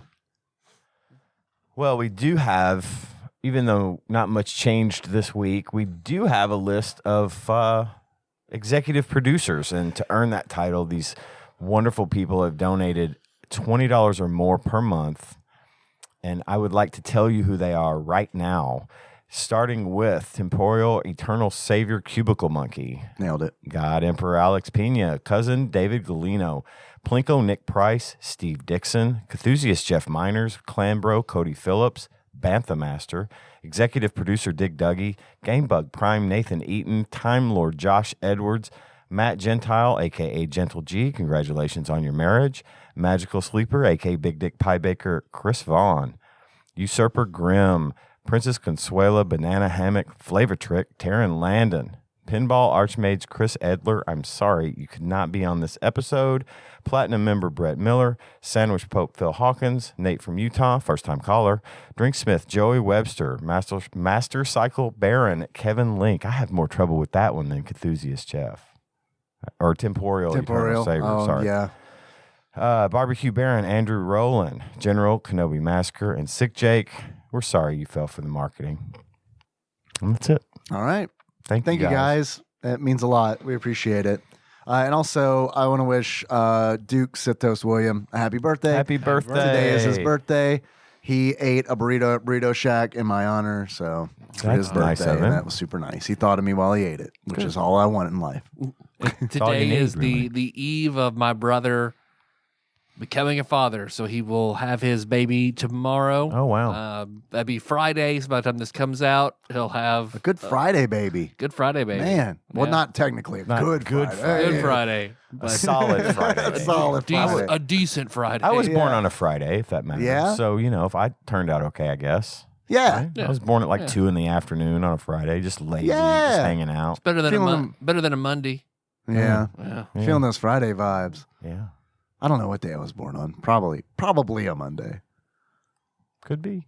I'll call my mom right now. Because was Solomon Grundy born on a Monday or was it a Sunday? Brrr. I don't know.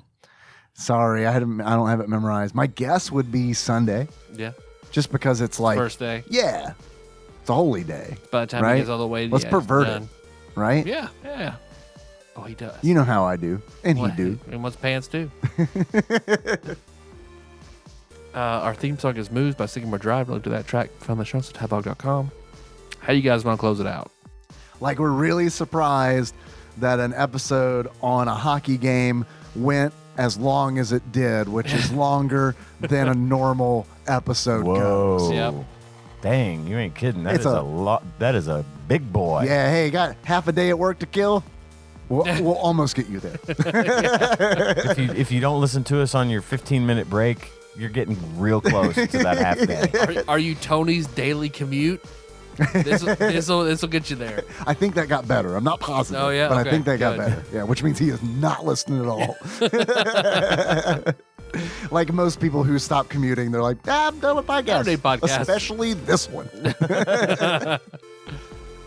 Okay. So until next time. Capricorn. Little hockey.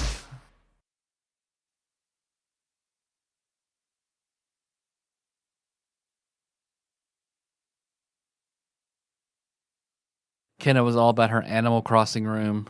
And then right before I gave her all her Christmas presents that were all Animal Crossing related, because that's all she talked about. It's like, Daddy, I want an anime room. Oh, for like her real room. Because okay. Yeah, I want an anime room with anime posters and anime stuff in it. Okay. What anime? I don't know. Anime. Demon City. Like, where have you seen any anime? On YouTube. Like, name me an anime you like, and we'll talk about it. I don't know, Daddy. Just an anime room. Just an anime Just room. an anime room. Here's Animal Crossing. How Be about excited for that. Animal Yeah. Crossing?